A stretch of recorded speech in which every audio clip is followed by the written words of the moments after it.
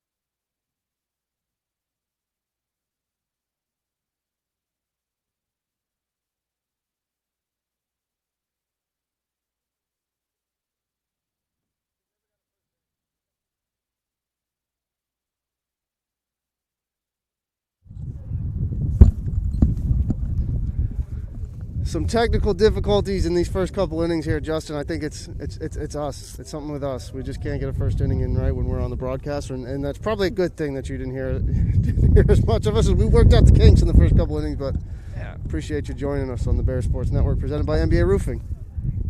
Quick recap: Glassy with the 2-run home run in the first, the bottom of the first, and that's where we're at going to the top of the third here, 2-0. 2-zip Galassi homered in his last at-bat yesterday, homered in his first at-bat today. And that one is popped straight behind the plate. Bryce Stober giving it a look and is just going to run out of room, but a heck of a play by the fan catches it. Great catch there. Stober almost had more room. One of the things we did with the turf construction is we moved the plate 7 feet up. And so give us a little bit more room behind the plate, as it was real close there and tough to advance on a pass ball. So almost had enough room. Patrick just hitting his spot so far in this one. 0-2 count. Work fast, change speeds, and throw strikes. Miller, the catcher, checks his swing, but takes that one a little downstairs. Thought about swinging at it. Bryce Stober made that pitch look really well with his the way he received that ball. Good framing, pitch framing. One of the big marks on a catcher's defensive record is pitch framing now. That's a hot topic. 2 balls, 2 strikes. Not sure if the LR coaching staff tracks how many strikes Bryce Stober gets or any of the catchers get. Well, I can tell you that proper receiving can gain you 3 or 4 strikes a game. Patrick gets a pop up to third. Nice play made there. It's a tough ball there. No ceiling above us, no clouds, sun directly in front of you. Clarino had to look into the sun to see it, and that ball's tailing back to the plate. Great job getting in there and catching, making that look easy on a play that I promise you, not real easy. And especially considering I think his first 4 games here have been behind the dish. So first start at third base for Clarino. And Patrick pumps one high. And the advantage of throwing strikes is sometimes when you throw them out of the zone, they still swing at them. Get that chase on the first pitch of this at bat. Mills, the third baseman, takes that one just outside, at the knees, but missed outside. 1 ball, 1 strike.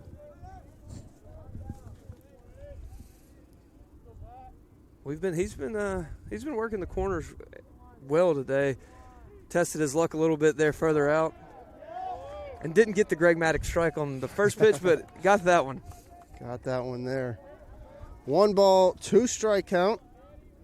Patrick looking impressive in his first 2 1/3 so far. See if we get the breaking ball down here. Second play made by him on the mound. He's doing it with his arm. He's doing it with his glove. Andrew Patrick having a nice start for Lenoir-Rhyne. That's a play there that you don't mind the pitcher letting it go through. Verlanda standing behind him waiting on it, but he snagged that one quick and made the easy play out of it. He's going to do it himself. He's going to make sure he takes care of business himself. And 8 quick outs in this one for Patrick. Patrick he lands square and is in a good fielding position, which is what gave him the ability to make that play. Center fielder Butler fouls this one straight back.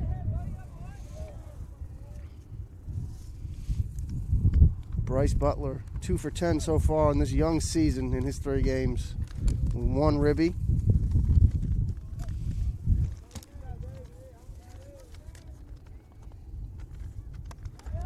Hacks and a miss. Came up empty on that. Tough angle here, but I couldn't tell if that was a changeup or a two-seamer. But something that started in the middle of the plate and ran to the outside. As Stober chased it with his glove into the right-handed batter's box, and we got a swing and a miss. 0-2 looking to put him away. Patrick winds and fires. Butler taps it right back up the middle. Another play made by Patrick. He's going to toss it over to first base. Mackey makes the play. That's the bullpen erupts, Jay-Z. That pitcher's fielding their own position. It gets the bullpen fired up. Patrick in control so far through the first 3, heading into the bottom half of the 3rd inning. Lenoir-Rhyne up 2-0 on the Bear Sports Network, presented by NBA Roofing.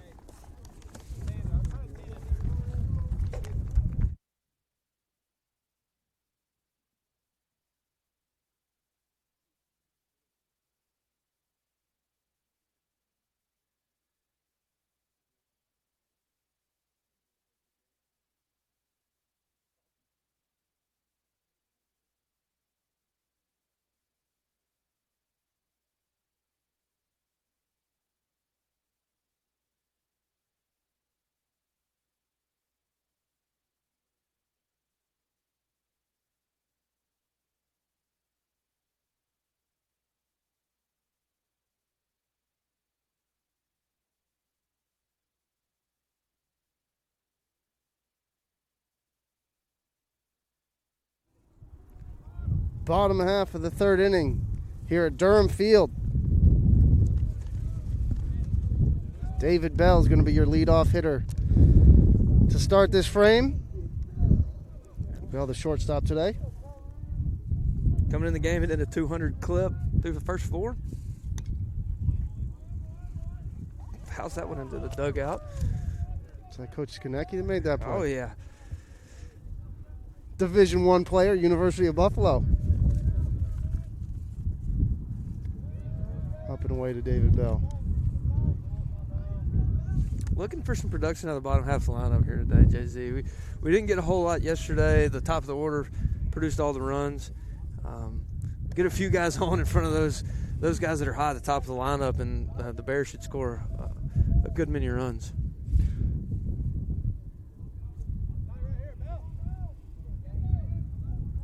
David Bell heading the count, 2 balls, 1 strike. Shepard deals, and that one is fouled straight back to the net. Bell was all over that one. Gonna wish he had that swing back to put that ball in play. Now it goes into a little bit of a defensive mode here. 2-2 count. And that one is chopped to third.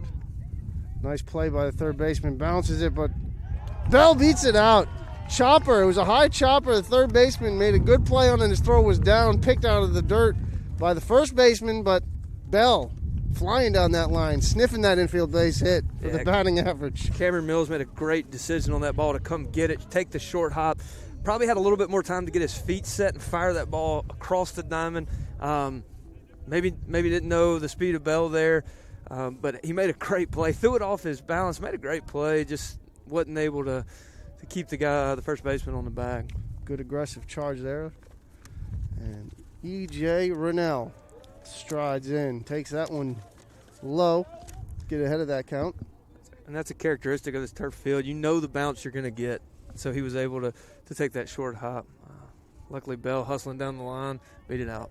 I was just going to mention that. And Bell's at bat as a shortstop. He's got to like this AstroTurf Field getting those easy hops as Rennell squares the bunt, fouls it off. Rennell came in the game hitting .267, 4 hits on the season with a double, 1 RBI. Would like to see him get Bell around into scoring position.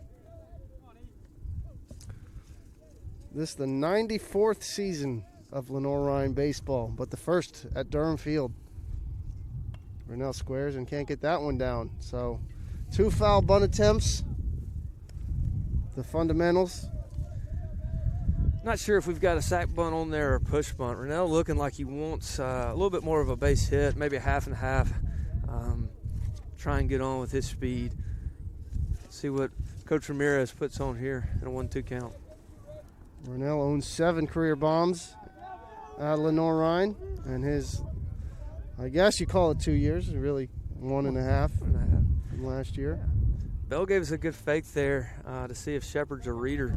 That's why you get that flinch at first base, the first couple of runners that get on first, and to see if he's reading or if he's made his decision up before he picks his leg up, which changes how you steal second. It's insight right there from Justin Hay. Dropping the knowledge. Lefties can be hard to steal off of, or they can be pretty predictable. 2-2 count to Rennell, takes that one low, 3-2. Justin, how many years did you coach in the baseball ranks? 9 or 10, depending on how you count a volunteer or student assistant at the when I finished my playing career. So 2010 through 2019 was what I count. So there you go. This man knows what he's talking about out on the diamond as Rennell fouls that one off. Spent some time at Barton at the Division II level, Conference Carolinas. But this is the South Atlantic Conference between Catawba and Lenoir-Rhyne. 236th all-time matchup. Shepard being in the zone here, I wonder if we'll get any movement, put the runner on in motion, see if Rennell can put a ball in play here. Good call. We got a full count, see what the runner's doing. He is stationary as Rennell lines one to center. Hit it on the button, but that's going to be right to the center fielder. Hard out for E.J. Rennell. If he puts that anywhere else, it's a base hit, but right at the center fielder for the first out of this third inning. Can't ask for anything more from Rennell there. Put a good swing on a ball in a 3-2 count. Hit it hard right at him, and that's part of this game. Good play by Butler out in center, too. Those line drives right at you can be some of the tougher ones to handle, but a nice read on it. Made the play. The hardest thing there is that he quick drop step froze and saw where the ball was and didn't have to move much to make that play. Will Jones is going to step in. Bell draws a throw. Shepard keeping him close. Now with one out, Shepard expecting Bell to move, get into scoring position. So Lenoir-Rhyne just 1 stolen base on this young season, and that came from Drew Galassi. He's 1 for 2. Nobody else has even attempted a stolen base. Jones takes a strike there at the knees. No balls, 1 strike. Want to try to stay out of the double play here. Pretty good hitter on deck. And Galassi, who's had a good couple last at bats. So we got the 9-hole hitter on. We got to get him in. That one is down and in. Will Jones almost took it off the back of the leg, but it bounced in there. 1 ball, 1 strike. Lucky number 13, Will Jones. 1-1 count, 1 out. Man on first, 2-0 Lenoir-Rhyne in this bottom of the third.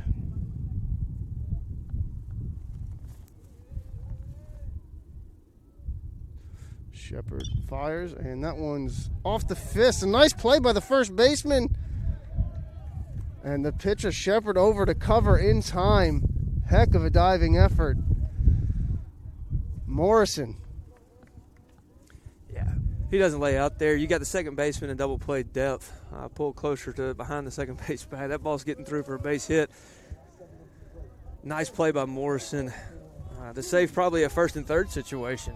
Cameron Morrison with the play, and they got an intentionally walk Galassi. How about that? An intentional walk in the bottom of the third inning. Unbelievable. Galassi, that's how hot he's been, and Catawba's a little afraid of him. Respect there. I mean, it's a tough call because you got Nick Clarno behind him, who hit 2 home runs as well yesterday. But I probably would have done the same thing there, try and get the double play here.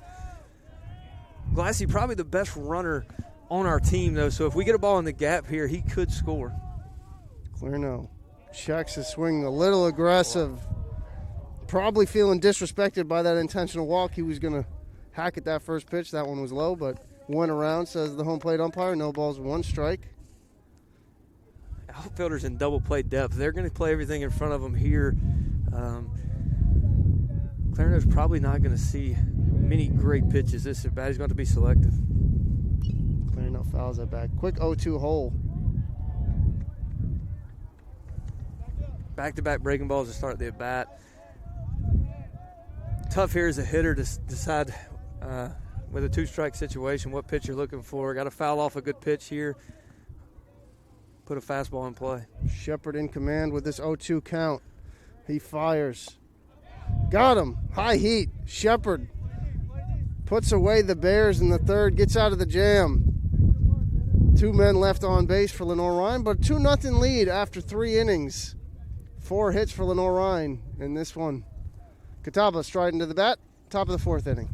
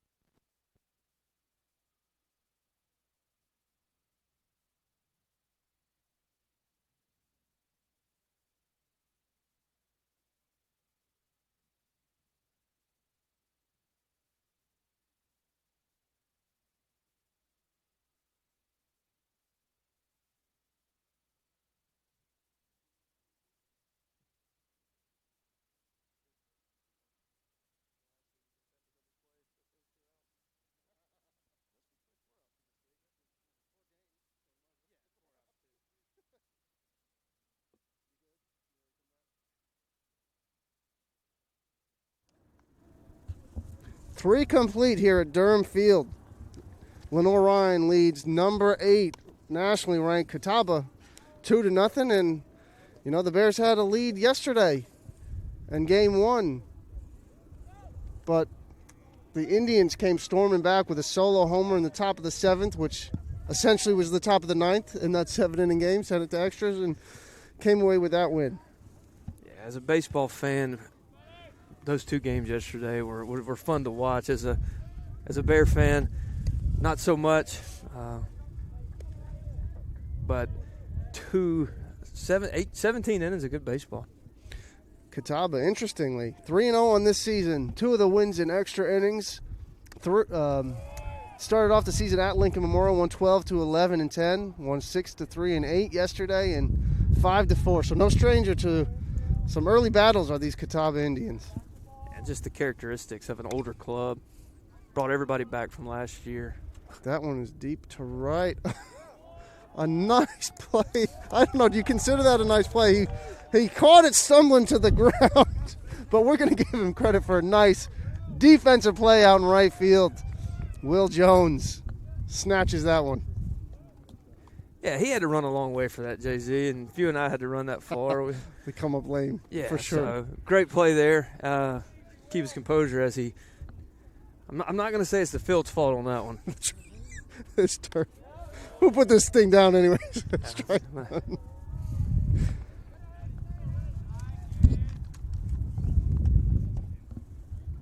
Shepard, the starting pitcher, and hitting second in the lineup. Left on. Lefty hitter, lefty pitcher. Takes that one low. 1 ball, 1 strike. Patrick is locating really well at the knees today.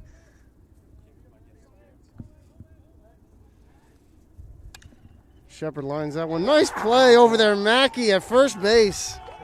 Catches that liner. 2 big defensive plays for Lenoir-Rhyne. And this top half of the 4th doing their part for Andrew Patrick. Mackey snagged that. That's a double, if not a triple, down there to the Catawba bullpen if he doesn't catch that one. Patrick getting some help from his defense. First pitch swinging, pop to second base for Linda. Puts that one away. Quick inning for Andrew Patrick. And we are out of the top of the fourth. Lenoir-Rhyne coming to bat, up 2-0.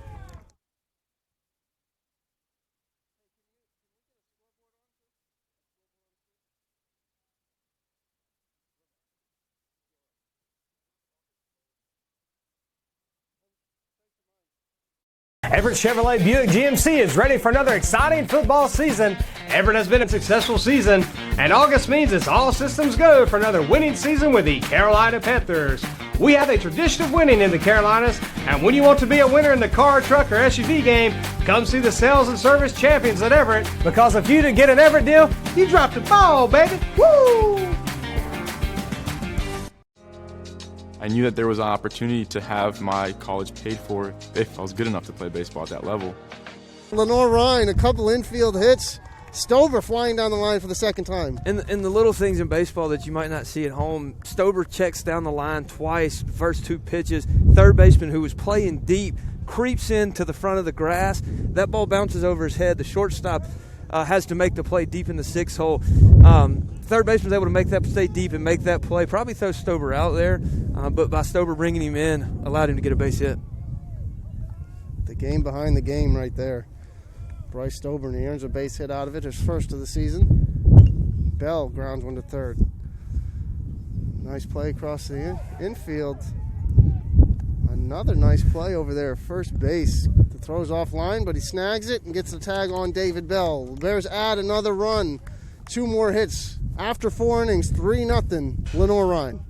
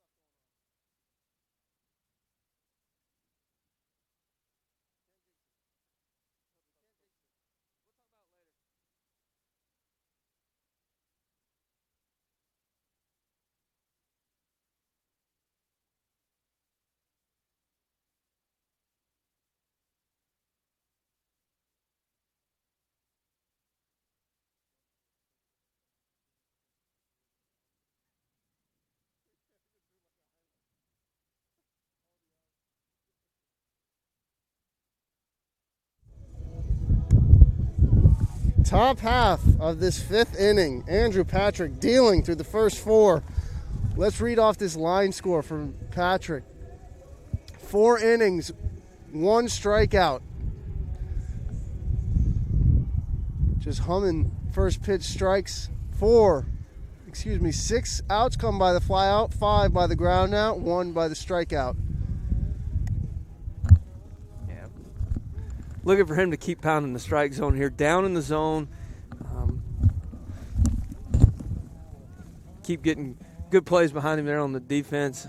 As the throw goes down to second base from Stober, we get ready to start the 5th inning with the Indians coming to bat.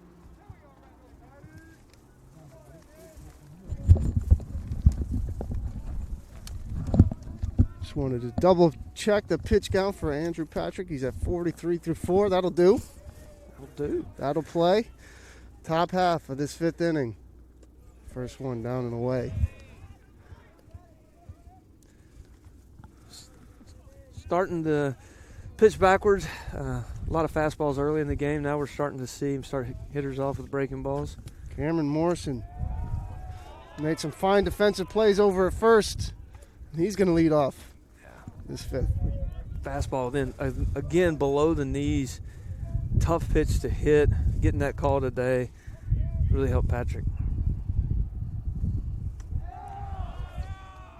Heading into this inning, 31 of his 43 pitch. Wow. butchered that one. 31 of his 43 pitches have been strikes. So we mentioned the 5 walks in his season debut in 3 innings against Coker. Not the issue tonight. Finding his groove. This is 2 balls and 2 strikes. I love the way he pitches. He pitches quick. He throws, backs up the mound, back on the rubber, dialed in, keeping the broadcasters happy as he works fast on the field too much air. Right. We like fast workers out here. And that one is popped. Stober going to give it a look behind the plate. Now, if you made this thing 15 feet deeper, we would have had 2 foul ball outs. I'm just saying. Think about that for the next time we redo the field. Yeah. We'll just extend the backstop. Yeah. Take the netting down when we're on defense, so you can hop the fence and make the play still, right? That's allowable. Like the field goal match. You just crank them up and down. I think you're stretching. I think you're on a stretch there. Patrick drills him in the back. Breaking ball there. Got under a little bit. Up in the zone. Leadoff man on for Catawba.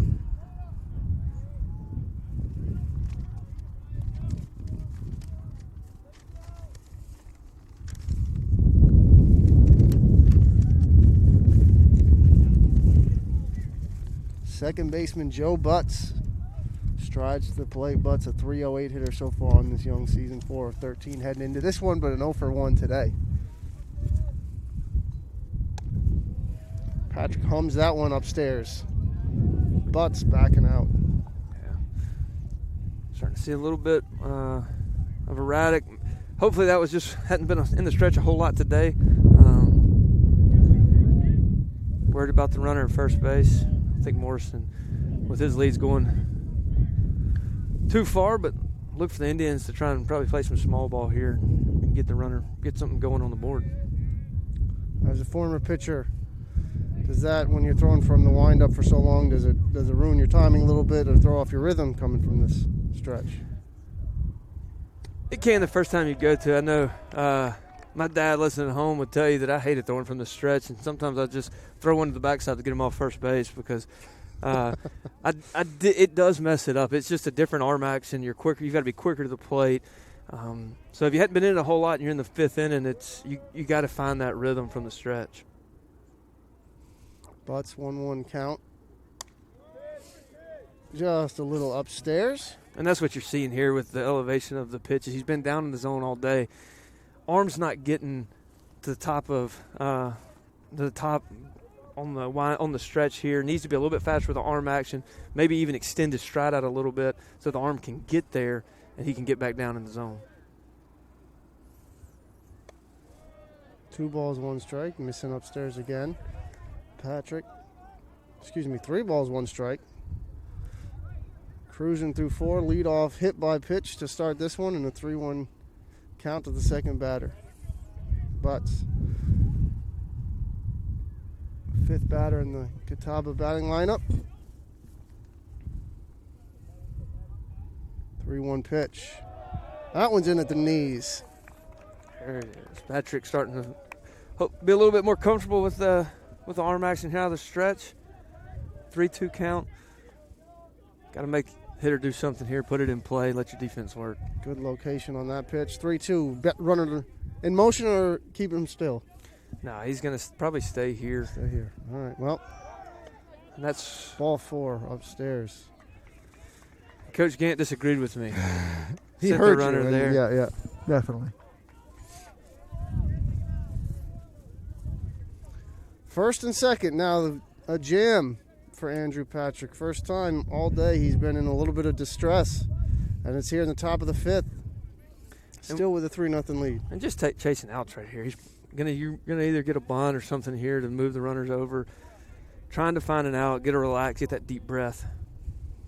The number 6 hitter takes a strike on the outside corner.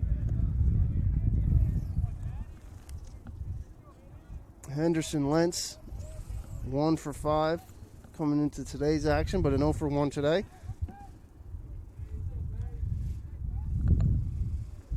Older, more experienced ball club in the 5th inning here as he squares to bunt. Take that pitch. Wish he had it back.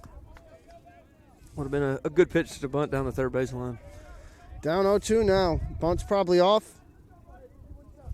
Third baseman even with the bag. First and second. Nobody out. Andrew Patrick looking to bear down, get the first out of this top half of the fifth inning. 0-2. Checks the runner. At second, fires. That one is chopped foul down the line. Defensive swing there on the fastball out. That's where Patrick being in the zone so much today helped him out right there. He was expecting him to be in the zone, got him to chase a pitch. It was probably a ball or 5 location in the right-handed batter's box. See if we go back inside here. Coach Ramirez moving his outfielders to the left field line a little bit. Center fielder took 2 steps to the left. That one's low. Heck of a block by Bryce Stover to keep that one in front of him and keep runners at first and second. Keep that force out at any base. Change up from Patrick there. Choked a little bit, spiked it into the dirt. Stover showing the grip back there, keeping that one, not just blocking it, but keeping it directly in front of him. As Morrison on second was looking to advance. 1 ball, 2 strike count. Lentz, the lefty. Another one down low. Bryce Stover keeps that one in front, and we're all even at 2. Yeah. Dangerous here. 2 good pitches, but needed to be a little bit more in the zone to get a swing or a chase. Now you're in a 2-2 count. Laid off of both of those ones. A couple good takes. And here comes the 2-2 pitch. Patrick checks the runners. Fire, swing and a miss. Strike 3, his second strikeout of the game. Comes at a perfect time. Get that first out of the inning. Keep that double play intact. Trusting your tough stuff in a 2-2 count. Didn't go back to the fastball there. Stayed with the changeup. Backed it away from him. Got a swing and miss. Big out.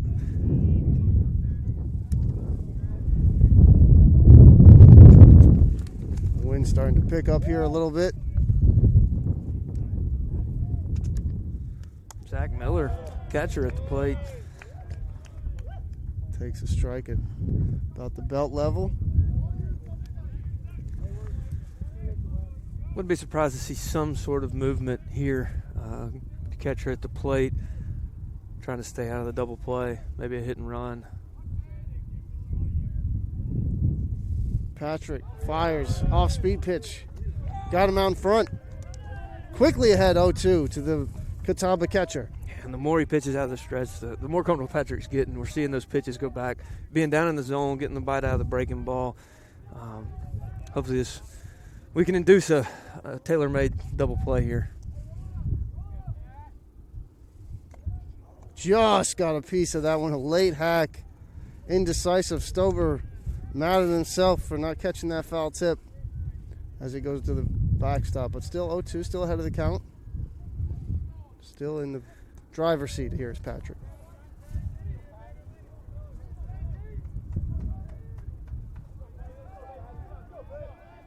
Oh, 2 pitch. Wave and a miss. Back-to-back strikeouts. Andrew Patrick. Tough from this angle, but pretty sure that was a changeup away. Tough pitch to throw the changeup away from arm side on the outer half of the plate, and just got a wave as it went into Bryce Stover's mitt. Got him out on that front foot as Cameron Mills takes one. So they're loaded. 2 hit by pitches and a walk. Loads the bases here for Catawba. And this is a little bit of danger zone, but the number 9 hitter and center fielder Bryce Butler steps in. And if you're facing anybody with the bases loaded, I guess you'd rather have the number 9 hitter. I'd rather face no one with the bases loaded. That's a good point. It looks like Coach Derek Beasley's going to make a trip to the mound here to talk it over with Patrick, settle him down, talk about how they're going to pitch in this situation. Butler, a lefty.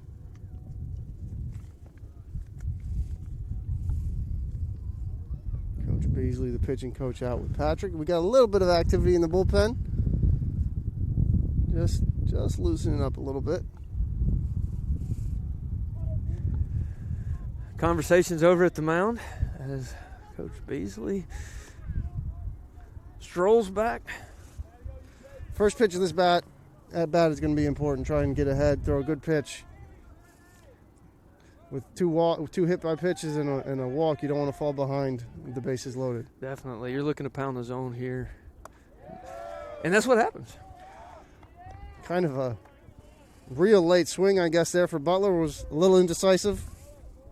Probably hoping a ball was going to be thrown, but took a hack at it late. No balls, one strike.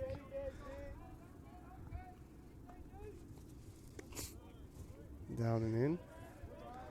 1-1. Can get an out on anywhere on the baseball field. Yeah, and this is Coach Beasley went out just to tell him, hey, let's trust the stuff in the zone here, not give him anything free. Good defense behind you. Trust it. Trust it in the zone. Let the late movement create weak contact. Another late hack. Butler might not be seeing it well from the righty, although nobody on Catawba really has. One ball and 2 strike count to the center fielder for Catawba. Good thing is he's got 3 pitches that have been working for the last 5 innings, so it creates that mind game that's really tough as you try to figure out what to sit on next. 1-2 pitch. Got him looking. 3 strikeouts in the inning. A wild thing inning. 2 hit by pitches, a walk, and 3 strikeouts. All or nothing for Andrew Patrick, but it's a nothing for Catawba. Kept off the scoreboard for the 5th inning as we head to the bottom half of the 5th. Lenoir-Rhyne 3, number 8, Catawba nothing. Here on the Bear Sports Network.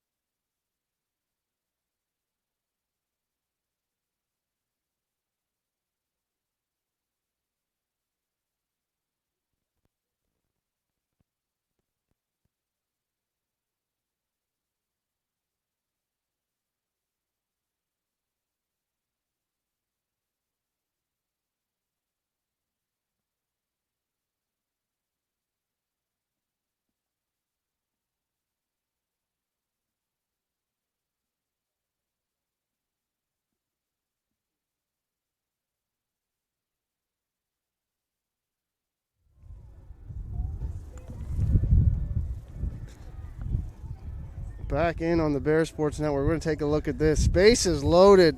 2 outs. Andrew Patrick reaches back, catches him looking, freezes him on the inside corner.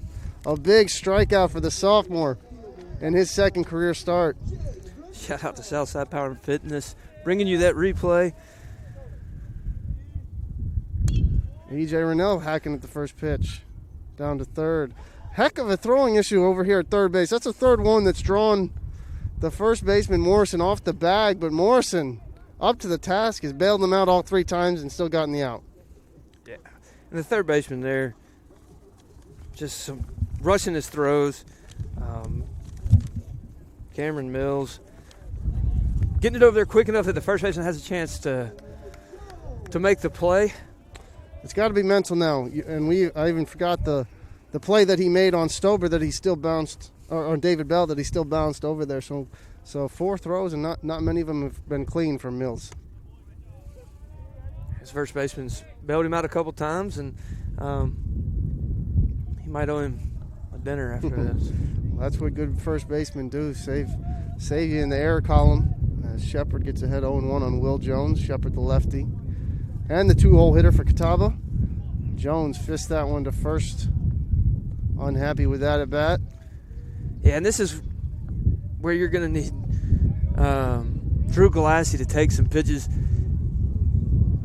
Patrick just had a long inning, longest inning of the day, struggled a little bit. We swung at I think we've seen 3 pitches at the plate right now, and Patrick not wanting to rush back out there.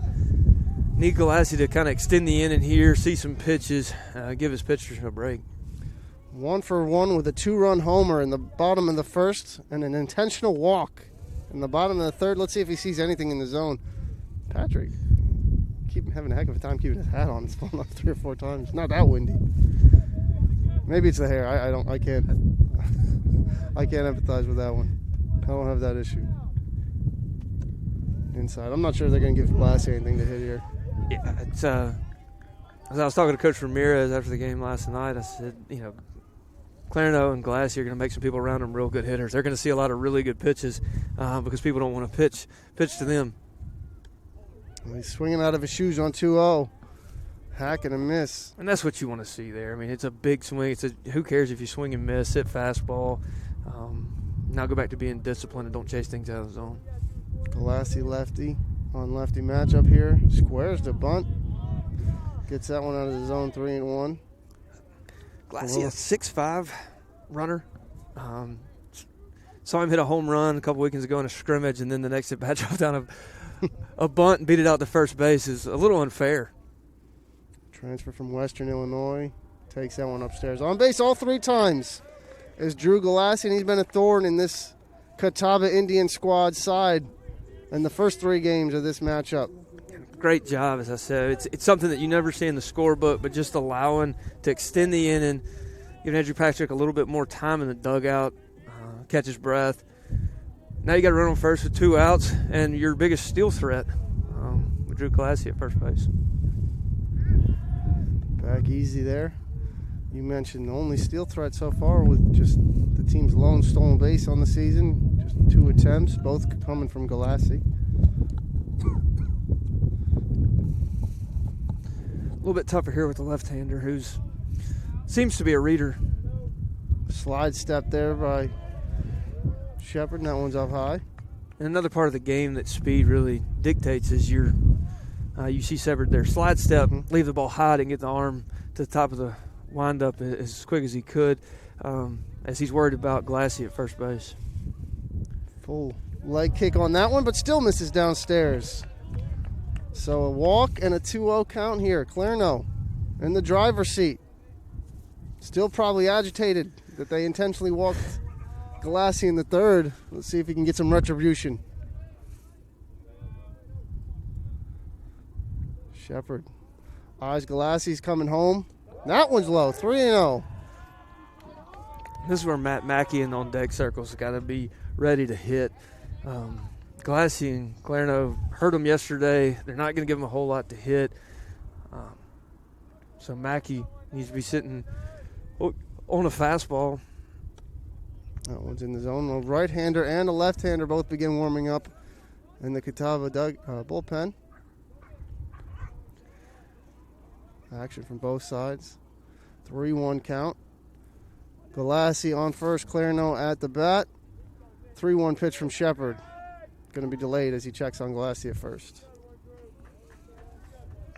Be interesting to see what Coach Ramirez does here. Putting the runner in motion. Probably with a right-hander, it's probably a definite. Clarno doesn't swing and miss at fastballs very often, so you feel like he's going to cover him. Another throw to first base. Shepard trying to keep Galassi close. And Galassi's he's toying with him now. He's trying to mentally take him away from the plate and allow, hopefully, Clarno to get a mistake in the middle of the plate. Yeah, putting the attention on the base runner, not on the hitter.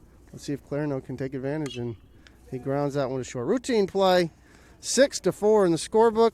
Going to end the bottom half of the 5th inning. Lenoir-Rhyne still leads 3-0 after 5 innings on the Bears Sports Network, presented by NBA Roofing.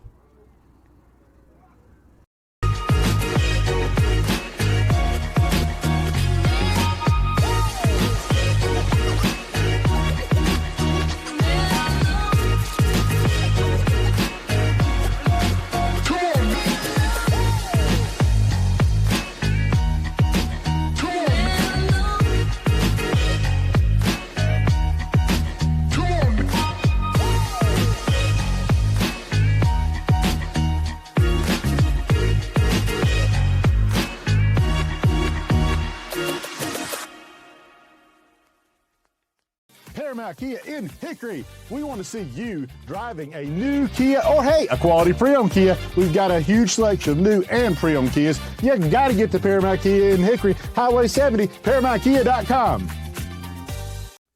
Andrew Patrick dealing, and this one put up 5 zeros on the scoreboard against a potent Catawba lineup, ranked 8th in the nation. But Patrick been up to the task so far today. Pounding the strike zone, changing speeds. He's got 3 pitches working. That's a deadly combination for any pitcher. Catawba had a chance in the last inning with the bases loaded. Patrick able to pitch out of it, so anxious to see how he responds in this top of the 6th. Back to the top of the lineup. Lee Poteet, the right fielder, 0 for 2 with a strikeout. 1 of 4 strikeouts for Patrick, but all 3 of them came in that 5th inning. Righty gets his sign from catcher Bryce Stober. He kicks and delivers. Perfect location, strike 1, getting ahead of that leadoff hitter. Important thing, first pitch strike really changes the hitter's batting average over the course of a season when you look at it. Another good spot, 0-2. Now the arsenal comes into play. You've got 3 pitches. You've used all 3 for strikeouts in the last inning. 0-2.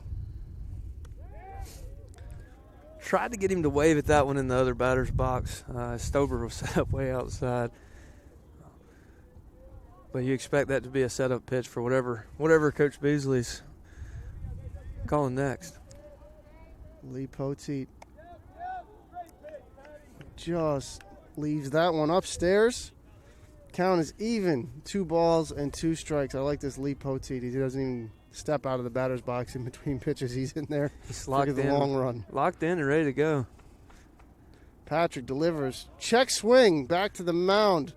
The 4th put out from Andrew Patrick in the pitching position. That pitcher's fielder's practice is coming in handy right now, the big man. And something that gets me excited is seeing a pitcher bounce around the mound, make his play, help himself out, land in a good square position so he can make that play. And I know we were able to get some PFP practice the other day in the rain thanks to this new AstroTurf. And you got to imagine we're going to have some road games, road series that turn into home series. I'm sure that is a possibility. That one's fisted out to David Bell. Weird hop, but he makes the play, gets it on over to first base. As that one had a little side English on it. David Bell makes the play that matters, but then when they go around the horn, he sends it into right field. So it doesn't matter. It doesn't count in the scorebook. We got the out, 2 outs in the top half of the 6th. Yeah, just beat Shepard there on a fastball on his hands. I think he was sitting on something off speed there, expecting to be pitched backwards. Wasn't able to check his swing. And Bell made a great play out there at short. Patrick delivers strike 1.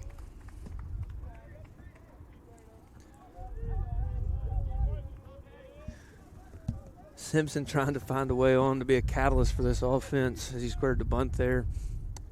And then takes strike 2. Andrew Patrick's got it all working right. 5th with a couple hit by pitches and a walk. But other than that, strong outing from the sophomore. Looking to put away Simpson on this one. 0-2. Little downstairs. Threw that one about 58 feet. The old home plate, that would have been a strike. Still short. Still short. As we moved it up 7 feet, so it would have been real short. Okay, I got you. My bad. Got him looking. Andrew Patrick got it all working in this one. 6 scoreless for the sophomore in his 2nd career outing here at Lenoir-Rhyne. And the Bears offense looks to add on some insurance in the bottom half of the 6th, leading 3-0 on the Bears Sports Network, presented by NBA Roofing. Love being busy in my garden. I got flowers to plant and beds to clean out. When I was feeling really tired and not like myself, I saw a doctor. Look at me now. The doctors were good, they worked with me, and they laughed with me. I'm back to doing everything I love. I needed a doctor, and I found the expert for my heart. Being a champion takes more than talent, more than the perfect pass, more than using your head. Being a champion takes the spirit to always push harder, the ability to overcome any hurdle, and the fire to be the best. Welcome to Division 2, where the pursuit is yours to create. And the question isn't, can you do it? It's, will you? Welcome back to Durham Field here on the campus of Lenoir-Rhyne University in Hickory, North Carolina, as the Indians have gone to the bullpen for the bottom of the sixth. Kenny Dollinger, left-hander from Rising Sun, Maryland, 5'8", 165, redshirt freshman.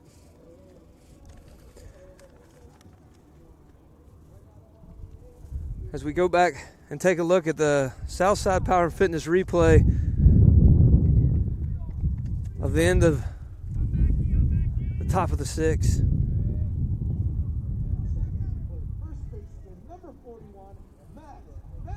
Big strikeout from Andrew Patrick to end the top of the sixth and get us to the bottom of the sixth with Matt Mackey leading things off.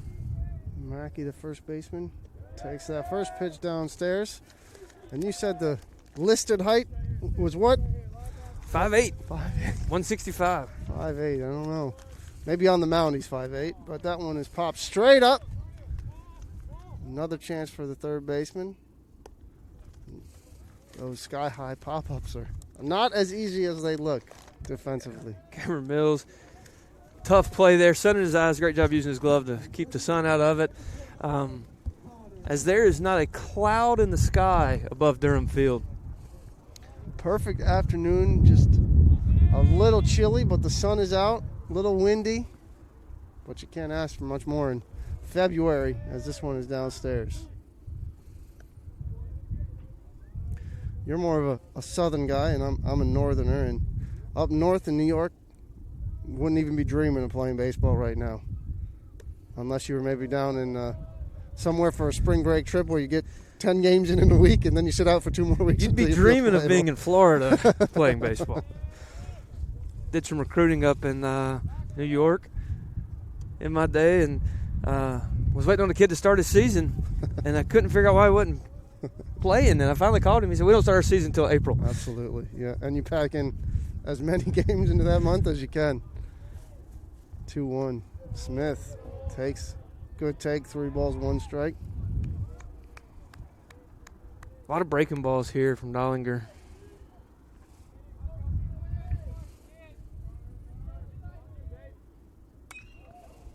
Jumped on that one, lines it into the Catawba bullpen. Smith was all over that one. Runs the count full. 3 balls, 2 strikes, 1 out. Bottom half of the 6th inning. Lenoir-Rhyne 3. Number 8, Catawba 0. As the Bears look to close this one out. And hand Catawba a loss for the 2nd straight season. Smith fouls that off. Bears took game 1 at Catawba a season ago behind John Grigg. Strong 7 innings. Lenoir-Rhyne won that one 5-2. See if Connor Smith can stay on one in the backside gap here.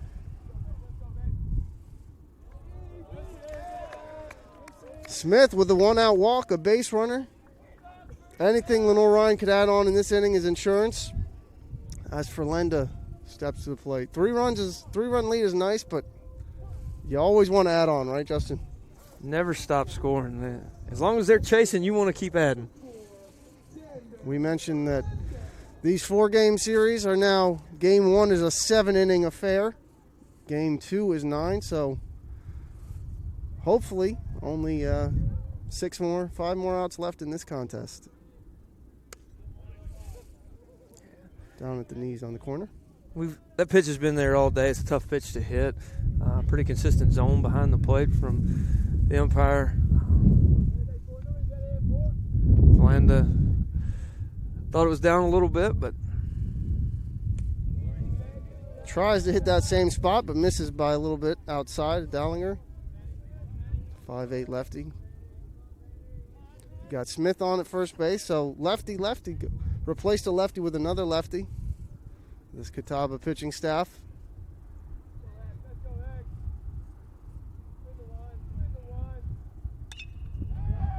Roped up the middle for Lenda with a base knock.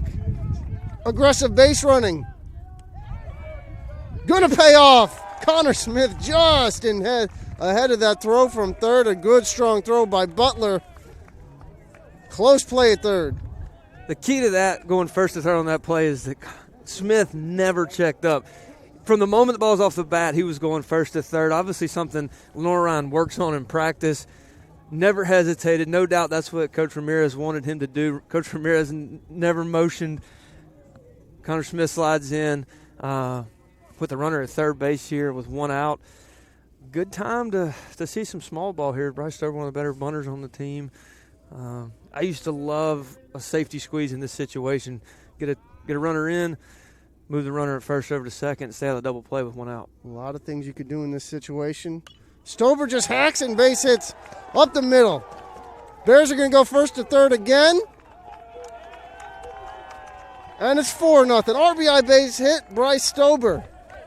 The Bears got the Indians on the ropes right now. The number 8 Catawba Indians trailing by 4. Stover's second hit of the day. Line drive over the second baseman's head to pick up an RBI's first of the season. As that brings David Bell to the plate in the exact same situation we were. Just trading places on the base pass. Lenoir-Rhyne, the strong base running, the aggressive base running by Connor Smith is rewarded, although he probably would have scored from second on that one anyways. Stover, first RBI of the season, and it's 4-0 Lenoir-Rhyne. Quick pick there from Dallinger, keeping Stover.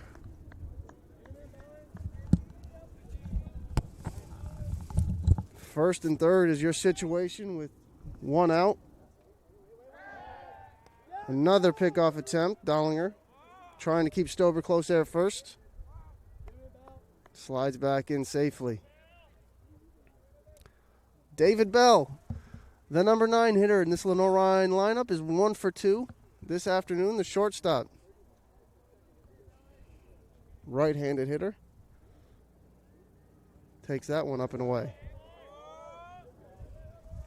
1 ball, no strikes. Lenoir-Rhyne looking to keep adding on in this inning. Already pushed 1 across. We mentioned, Justin, that there's a lot of possibilities with a first and third situation and 1 out, but Coach Ramirez elects to have them swinging. They're going to get a force, but can't get 2 on that. We're going to get interference on Bryce Stover's slide at second base, as the home plate umpire and the 3-man crew has that call. Stover. And the home plate umpire's out at home plate.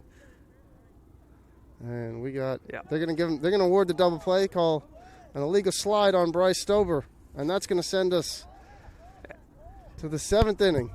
Stover, hard slide there. I didn't see the slide.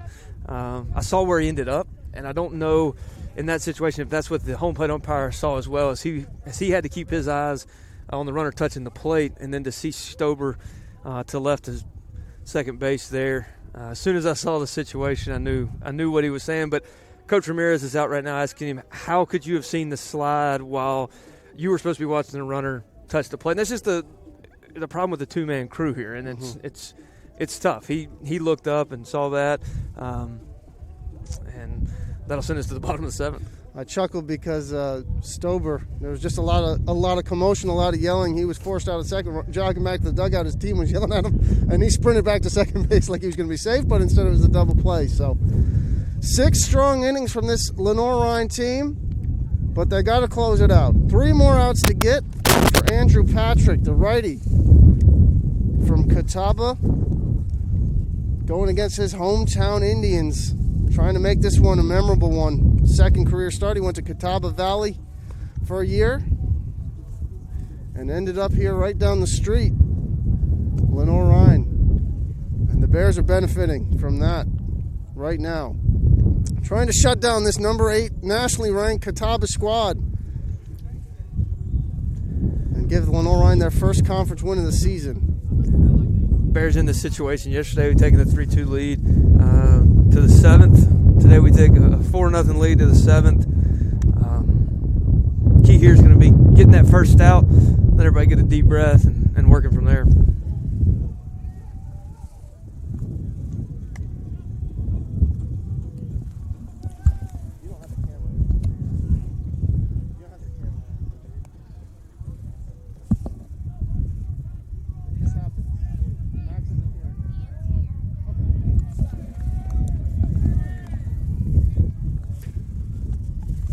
First baseman Morrison is going to be your leadoff hitter.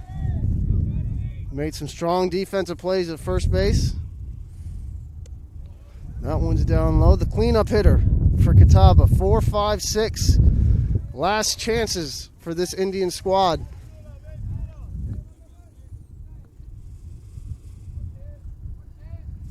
Patrick fires. That one's down low. 2-0. I'm sure a little adrenaline is running through his veins right now. Yeah, this is where Patrick's got to force some contact here in the 7th. 4-run lead. Don't want to lead it off with a walk. Pitch in the zone.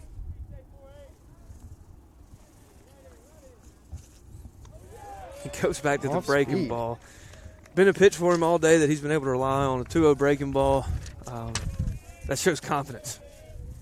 Gotta love the respect there. The change-up off-speed pitch, despite being down in the count. Confidence in that pitch. That one is cued foul. Stober gets that in foul territory. 2-2. You can tell he's feeling good out there on the mound, right, when he's mixing in some pitches when he's behind in the count still.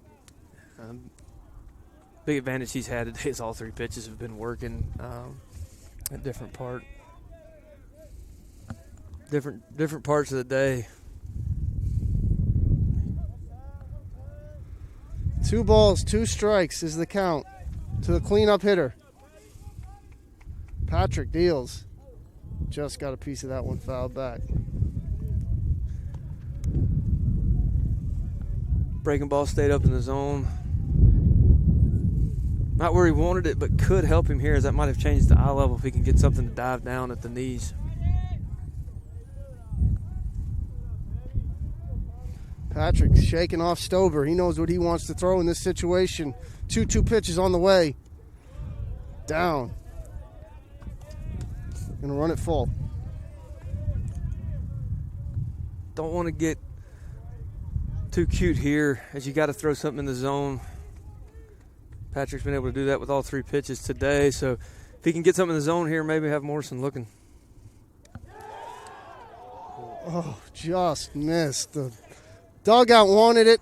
The umpire ruled it just off the plate, and the leadoff runner is going to be on for Catawba to start the 7th inning. Yeah, and the Bears have felt that pitch has been there all day. Expected to get that one. Might have been a little bit off the plate, more than normal. Back to the stretch. Struggled with it in the 5th inning a little bit, as the Bears are getting some action in the bullpen. Fastball inside. Back to stretch. We saw Patrick be a little bit up in the zone earlier in the game. Hopefully he finds that rhythm from the stretch quickly here. 6-3 righty deals. And that one's up and away. Not close. On pitch number 2 of that at bat, 2 balls, no strikes is your count. Man on first base, top half of the 7th. Lenoir-Rhyne 4, Catawba nothing. Bears looking to close this one out for win number 1 in the South Atlantic Conference. This is the first conference 4-game series of the season, and heck, maybe first conference 4-game series of all time. That one's in there. SAC changed their schedule this season and going to have plenty of baseball, weekend baseball. 4 games of it. 32 innings. A lot of baseball. But it's been good baseball. And these first 3 games, well played on each side. That one's inside. 3 ball, 1 strike count. can tell this Lenoir-Rhyne team is not far away, playing one of the superpowers in the South Atlantic Conference and giving them all they can handle for the first 3 games. Patrick checks the man at first. 3-ball, 1-strike count. Deliver. Pop foul, 3-2. Full count. Second full count in the inning. And that's what he's got to get back to here. He's got to get the fastball back in the zone so that the breaking pitches and the pitches that dive out of the zone induce swings like he was doing earlier in the game. Second baseman Butts is your batter. 3 balls, 2 strikes. Patrick gets the sign. He's in the stretch, kicks and delivers. Just got a piece of it foul. Butts battling. Be anxious to see if Patrick goes back to the breaking ball here. He's trusted it all day in some tight situations, 2-0 counts. He's thrown 2 fastballs that Butts has fouled off. Seemingly late, not sure if you want to speed the bat up. Derek Beasley's called a good game from the dugout, so we'll see how that... 3-2 pitches on the way, and that's going to miss upstairs. First 2 men on via the walk. And we'll see what Coach Ramirez does in this one. Tough situation here for Coach Ramirez. This Patrick's doing a great game. 2 runners on. But as a coach, this could be his last hitters. You don't want to see him get a no decision in this game after he's pitched so well. Lentz, the lefty, is going to step in. First and second, nobody out. That one, good. Jump ahead, get ahead on that first pitch on the outside corner. I don't have this stat in front of me, Jay-Z, but Patrick's had a really good day against lefties. Been able to throw the changeup and live on the outer part of the plate. Patrick gets the call there. No balls and 2 strikes. Jumps ahead quickly on Lentz. First and second, nobody out. No ball, 2 strikes. The number 6 hitter in the Catawba lineup. This 8th-ranked Catawba squad. Patrick checks the runner, and he's going to deal. That one is slapped to short. David Bell up with it. He's going to get the force. Safe at first. The Bears are going to argue on a slide at second. They're going to argue the same call that was gone against them the last inning on the overslide should apply in this one, but I don't think they're going to get that one. And Coach Ramirez out trying to get an explanation. The rule here is that you can slide over the top of the bag and go past the bag, but you have to slide over the top of the bag. You can't go to the left or right. And the difference between that slide and Stober's slide, and like I said, I didn't see Stober's slide, but I saw where he wound up. And sometimes the aftermath gives you more, the umpire more of an idea of where the slide was. But that time, base runner slid over the top of the bag. Clean slide from this look, so just a little bit different there.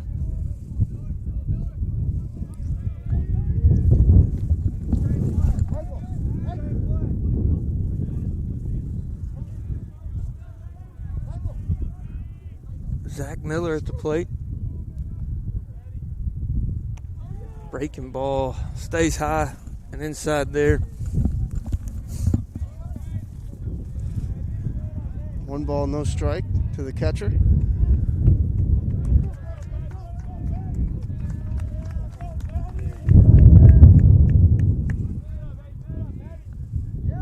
Strike 1.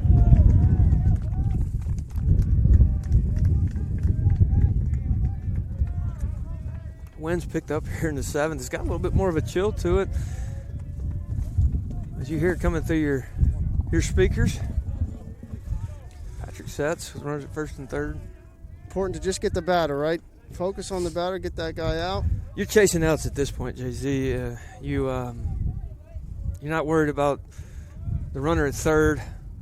Just need an out.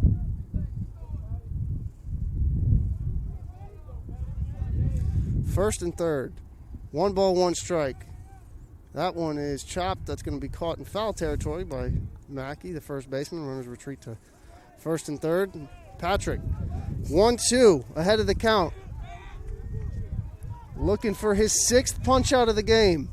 He's walked 3. He's hit 2. He struck out 5. But most importantly, he's put up 6 zeros on the scoreboard. and kept this potent Catawba team scoreless through 6 1/3. Check on the runner at first.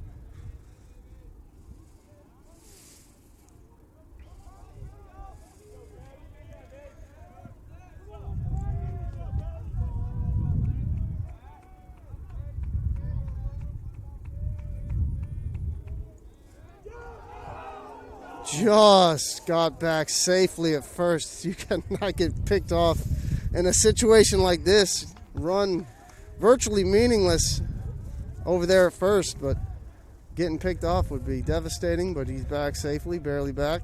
Patrick delivers that one upstairs. Miller takes up high, 2 balls, 2 strikes. We've seen Patrick struggle up in the zone with runner at first base. On the slide step, really needs to get the arm speed up here and throw a sharp breaking ball down in the zone. 1st and 3rd, and that one's going to be up and in. So the 3rd full count of this inning. Patrick starting to labor a little bit.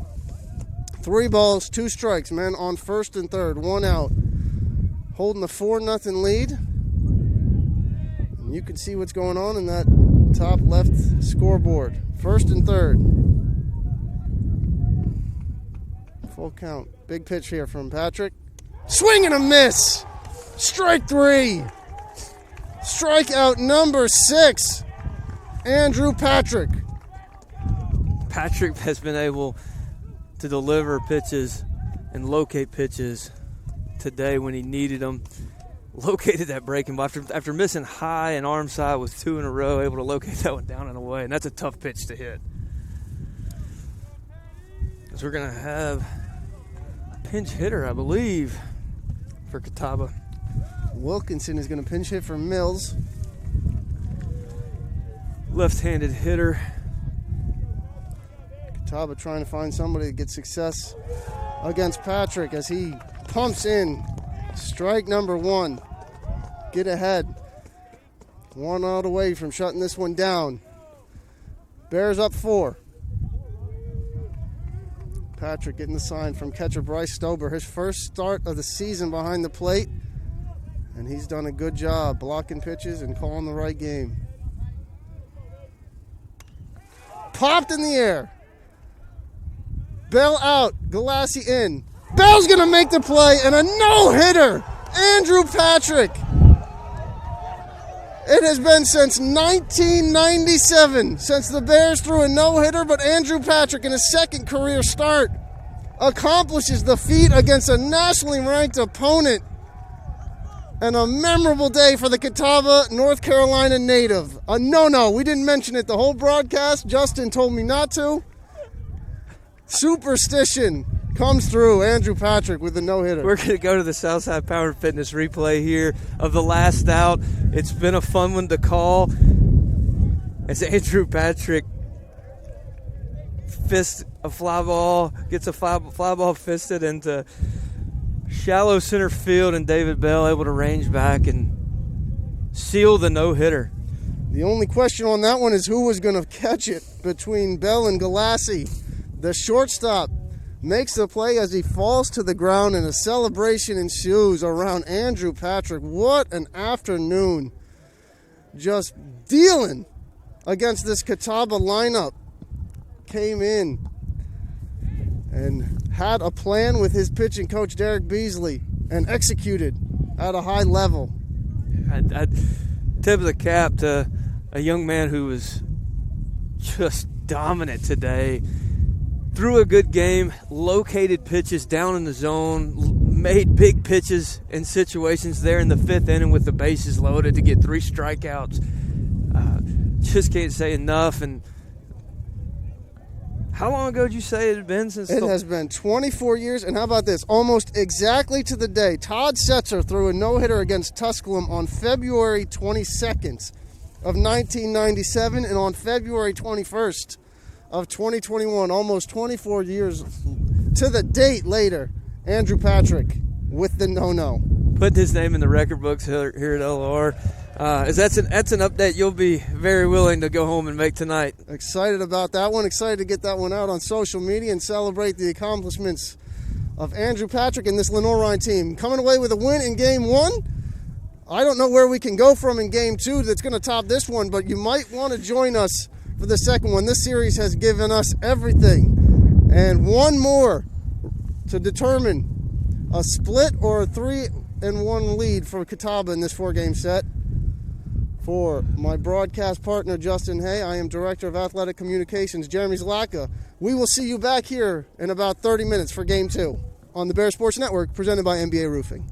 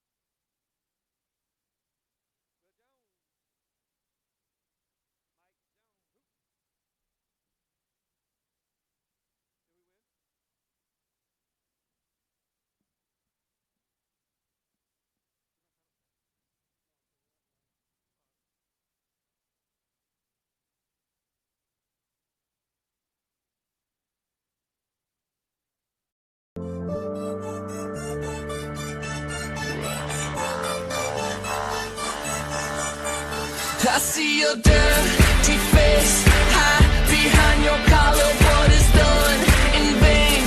Truth is hard to swallow, so you pray to God to justify the way you live a lie, live a lie, live a lie. And you take your time, and you do your crimes. Well, you made your bed, I made mine. Because when I arrive, I'll bring the fire, make you come alive. I can take you higher, what this is. Forgot, I must now remind you. Let it rock, let it rock, let it rock. Now the We are back here at Durham Field. Justin Hay, Jeremy Zalaka on the broadcast. And game 2 is going to have a heck of a hard time following that game 1. Andrew Patrick, a 7-inning no-hitter, 6 strikeouts. Justin, as a former pitcher, did you ever flirt with a no-hitter, and what do you think was going through his mind in the 7th inning?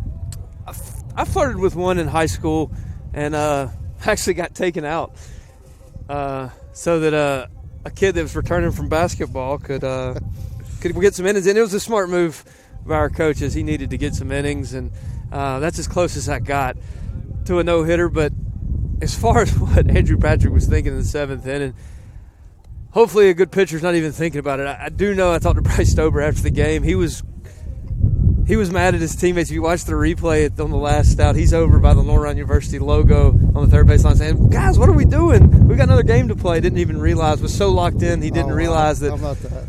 His pitcher just throwing a no-hitter, and that's probably what Andrew Patrick was thinking in his mind. He throw strikes, get outs, let's get the win. You put a lot of thought into the no-hitter, and you find yourself pitching defensively. And hopefully nobody said it in the dugout. You didn't say it on the air. And I was about to get my throat struck if I did, so I thought wiser.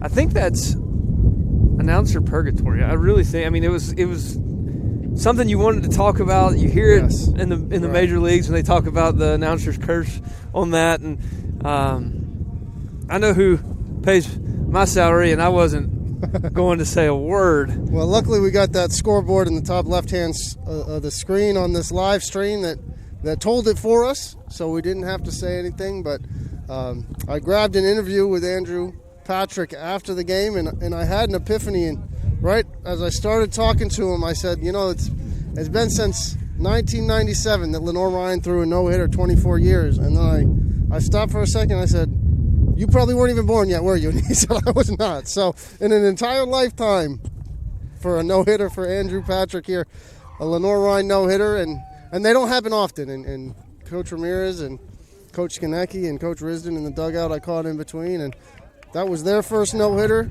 in their careers, which is pretty cool. Pretty rare feat. And it was Justin Hay and Jeremy Zalaka on the call. Probably more surprising than a no-hitter was us on the call of the no-hitter. Yeah, I mean, it's my second broadcast ever. I think it's going to be tough to live up to. But I tell you what, I'm excited for game 2 here as the Bears look to even the series 2-2 as Catawba took 2 games yesterday in this 4-game South Atlantic Conference series here on the campus of Lenoir-Rhyne University in Hickory, North Carolina, Durham Field. Lost in the mix a little bit of that no-hitter. As you mentioned, Bryce Stober was locked in behind the plate. His first start of the year behind the dish and picking up right where he left off a year ago. Yeah, you can't throw a no-hitter. I can tell you this as a former pitcher. You can't throw a no-hitter without a catcher that you trust behind the dish, especially when you're throwing breaking balls with bases loaded. If there's any doubt there, if that relationship's not there, you hang that breaking ball. You don't want to spike it because you're not sure if it's going to the backstop. And you heard Andrew Patrick talk about Bryce being locked in. I spoke to Bryce between games. And asked him what it was like to catch a no-hitter, and he said it was a bunch of fun, and that he didn't even realize it was a no-hitter until the last out was made. So let's run through what we got going for this game 2. Well, Josh Lanham on the bump, and this one, a reliever a season ago, making his first career start. Lanham with some big shoes to fill on the mound. Looking at this Lenoir-Rhyne lineup, leading off and playing left field is E.J. Rennell. Will Jones shifts from right field to third base in Game 2. Batting third, Drew Galassi, the offensive hero in Game 1 with a 2-run homer and a pair of walks. Batting fourth and catching, Nick Clarno. Connor Smith, the designated hitter for the second straight game. Mackey over at first. McHugh enters in right field and batting seventh. Batting eighth and playing second base is Xander Ferlenda. David Bell, the shortstop, batting ninth. That's pitch 1 of Game 2 in for a strike. 3:15 first pitch on a windy Sunday afternoon. Temperature's starting to drop a little bit. As the afternoon gets later, the temperatures are getting lower. Kind of a reverse split. That just means we have more Custom Design Group Under Armour There you go. layers. Stay warm. Lanham, 1-1. To lead off batter, Lee Poteet, right fielder, leading off a second straight game. Sends that out to right field. Mike McHugh tested early. The right fielder makes a play. Never fails. Never fails for the ball to find the new guy. He's on the bench for the first game and out there in Game 2. First ball. Kind of a tough play out there, lining the gap, tailing back to him with the wind. Especially, yeah, exactly. Especially with this wind. Probably tough to get a good read on it and track it. Ball 1 to second hitter. Shepard, who started Game 1, took the L on the mound over at first base for Game number 2. One of the better hitters in their lineup as well. And Shepard takes that one inside corner. Lanham grooving it in there. You can tell that Lanham used to be a reliever. You see a lot more starters nowadays going from the stretch all the time, but it goes what we talked about with Andrew Patrick being uncomfortable in the stretch in the fifth there. Kind of eliminates that situation as this ground ball to first base, a little PFP early for Lanham, and Mackey flips it to Lanham covering the bag, and we have out number 2. The fundamentals right there. That's the first day of winter practice, pitcher's fielding practice, and he got over there and covered. Good flip from Mackey. Exactly how they drew it up. 2 down in this top half of the first. Jeremy Simpson, the shortstop.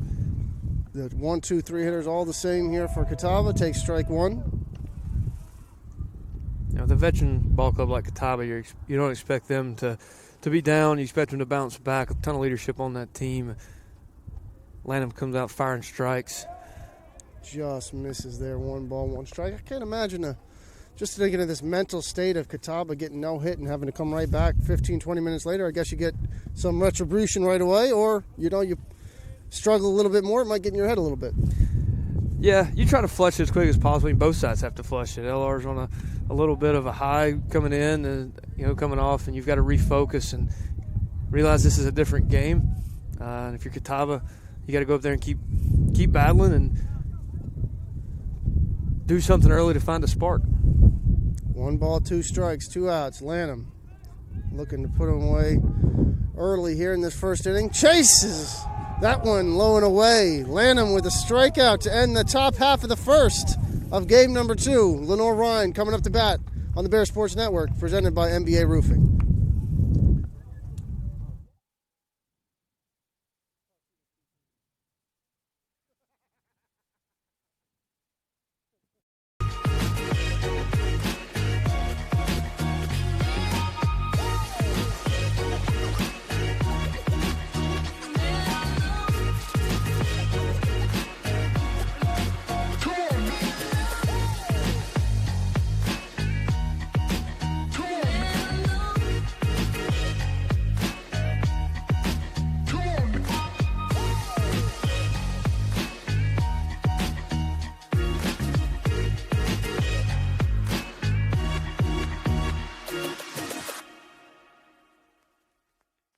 Paramount Kia in Hickory. We want to see you driving a new Kia or, hey, a quality pre-owned Kia. We've got a huge selection of new and pre-owned Kias. You got to get to Paramount Kia in Hickory, Highway 70, ParamountKia.com.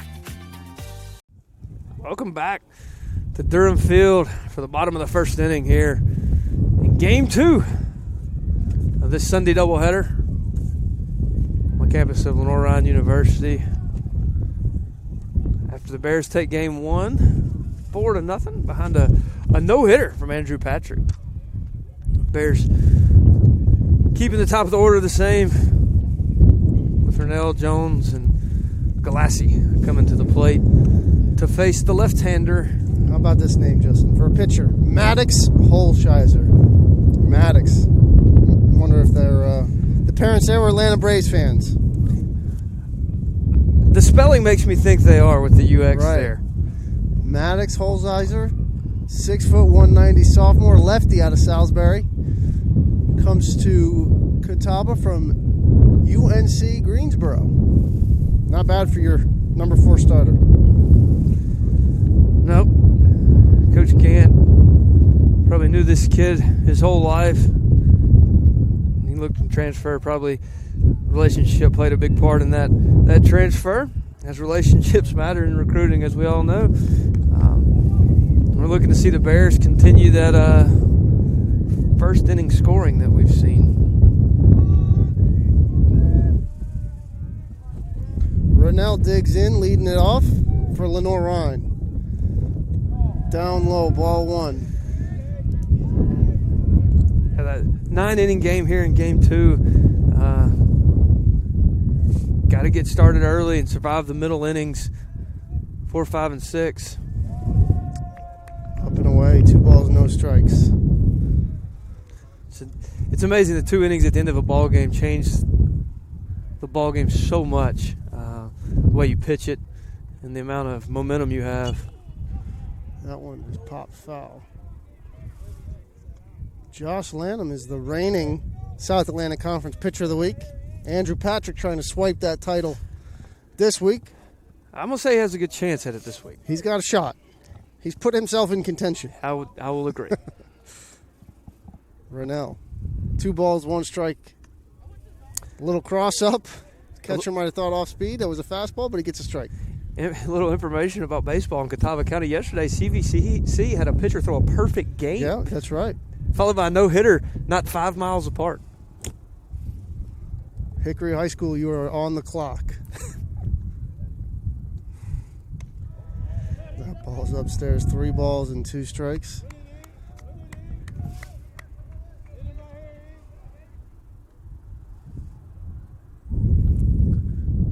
Good at bat here, starting off for Rennell to let his hitters in the dugout see some pitches. That's the 7th pitch of the at bat, I think. Give Will Jones a few looks. See at least 2 of his pitches, a fastball and the breaking ball. Get his timing down and come to the plate with a runner at first base. Part of me contemplated retiring, hanging it up as a broadcaster on a no-hitter. Been a good time to stop. Game number 2 for the broadcast duo of Jay-Z and J.A. Pretty memorable one. Let's see what game 3 brings us. The crack announced squad just pieced together, but we're happy to bring you the action as that one is laid down. A nice bunt by Jones. He missed him, but I think they're going to call him out of the baseline as he tried to dodge the tag. Got outside that 3-foot circle he's got there to run. The baseline's defined 3 feet on either side of the runner as he makes his way to the bag. And I'm going to say he did a good job avoiding the tag, but he got out there pretty wide, close to Lenoir-Rhyne University logo in the first base coach's box. Can we get a little Barry Bonds treatment? What if we saw an intentional walk to Drew Galassi in the first inning? We saw it in the 3rd, so it's not that far of a stretch. But I got to admit, they're probably pitching to him. But he saw a lefty starter in game 1, took him deep to right field. We got a lefty starter in game 2. Let's see what his first at bat brings.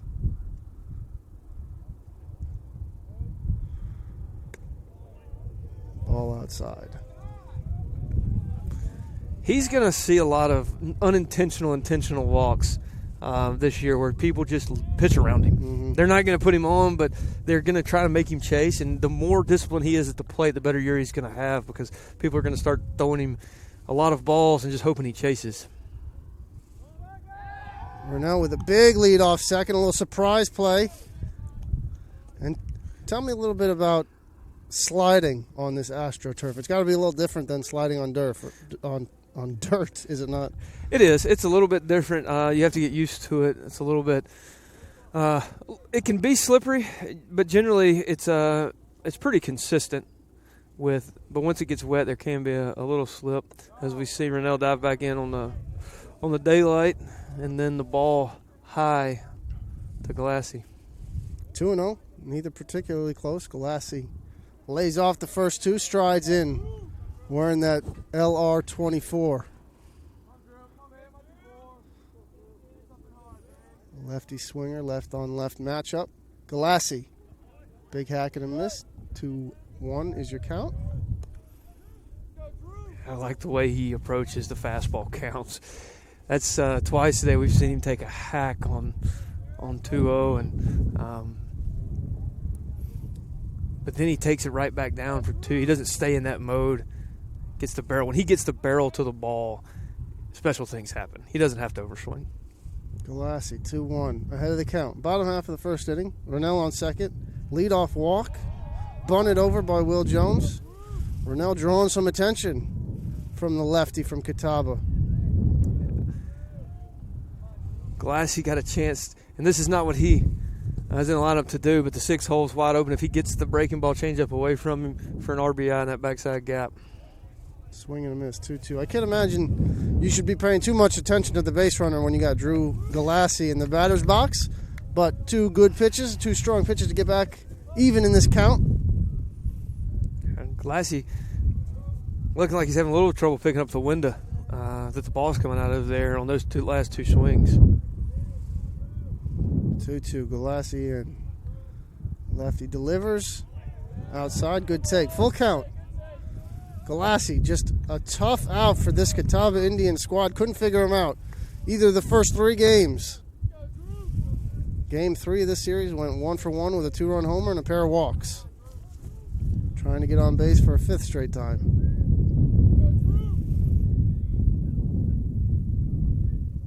3-2 pitch. Chop foul. Matt Risden on the backhand, can't get it. Got to be better than that over there, Coach. That's why he's over there. It's an E10 there on the backhand. Going to move his feet. Try to explain it to the crowd. Exactly. They're not buying it, I don't believe. If we had more people here, they'd be booing him over that right field line. Tried to make it look pretty instead of just getting in front of it. That's right. Stop trying to get on SportsCenter, Coach. 3-2 to Galassi. Ball 4. On base again. Drew Galassi. Living on the base pass. Paying rent out there. That's going to make him dangerous at the plate. The more he can lay off and be selective. And as I said in game 1, he's going to make people around him better hitters. Nick Clarino here's got a chance. Again, they're going to have to pitch to him. They can't pitch around him knowing he's dangerous. They chose to be selective to Galassi, and now they've got to come in the zone. Pick your poison in this Lenoir-Rhyne lineup, the heart of the order. Not to mention Rennell and Jones at the top. Dangerous lineup for Lenoir-Rhyne. That one's away. An un-Maddox-like first inning. Struggling a little bit up in the zone. We've seen some pitchers do that this year. Still young season, maybe don't have the rhythm, don't have to be a starting pitcher. There's a whole routine that goes in before that. They try to get them out of their rhythm early if you're the offense. Clarino fouls that one down the right field lineup near the baseball statue here at Lenoir-Rhyne. It's always from an offensive standpoint, you always try to get the starters early when they give you a little bit of a chance and kind of get them uncomfortable, maybe get in the pin early, and don't let them get settled down. Maddox Holsheiser delivers at the knees. Good pitch right there. Get ahead of Clarino. 1 ball, 2 strikes. 1 out. Game 2. Today, game 4 this weekend. 4-game set. New SAC schedules this year. You're going to play 8 conference opponents 4 times each, a 7-inning game and a 9-inning game. Each, you have the choice of doing it a Saturday, Sunday, or a Friday, Saturday. This weekend, Saturday, Sunday here at Lenoir-Rhyne, Durham Field.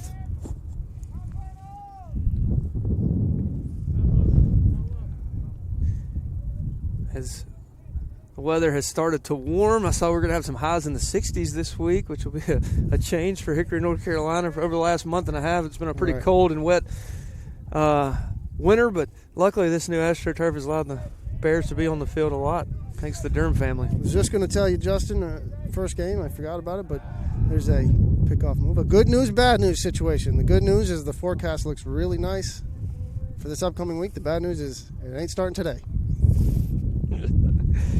You're correct about that. I think we have an athletic home event for the department every day this week, which will be fun.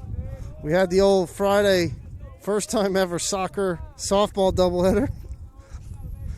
Just crazy season, but loving seeing the Bears back in action. Missed it for a long time, but we're back. And the amount of work from everybody to get kids back on the field and get them playing is worth, was this the 12th athletic home event we've had since Friday?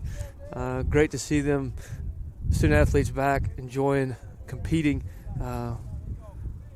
and getting some big wins as we saw in game 1.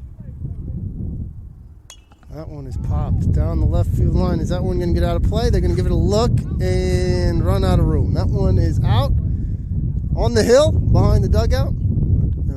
Behind the bullpen. Good hustle by, I think that's Ray Stelcomb retrieving that foul ball. Yeah, and as a bullpen pitcher, that's the foul balls you want to retrieve. Not too far, about a foot off the Don't worry, guys. outside. I'll get this one. Not much cardio. Not much action in the bullpen. Only got a guy up once or twice in that first game as Patrick dealed the no-hitter. Rennell, huge jump. Strikeout. And they got him with a perfect throw. Rennell got a great jump, but a strike him out, throw him out is going to end this first inning. Nothing between Catawba and Lenoir-Rhyne here on the Bear Sports Network, presented by MPA Roofing.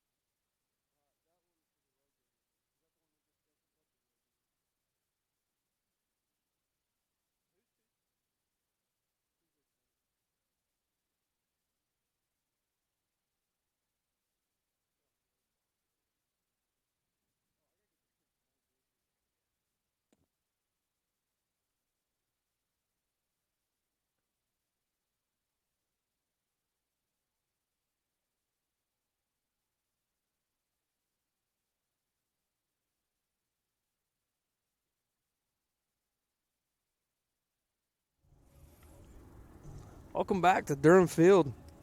So we give a shout out to some of the corporate partners that we have that help the Bears on and off the field. Oz's Jewelers. Oz's Jewelers, your hometown jewelry store of 38 years. Oz and his team proudly serve the community with beautiful pieces for every occasion, from birthdays, proposals, and just because I love you gifts. Stop by today or like us on Facebook for exclusive deals and auctions every Wednesday. Carolina West Wireless, fastest speeds, national 4G LTE coverage, hometown price. Carolina West Wireless is proud to be the official wireless provider of the Bears.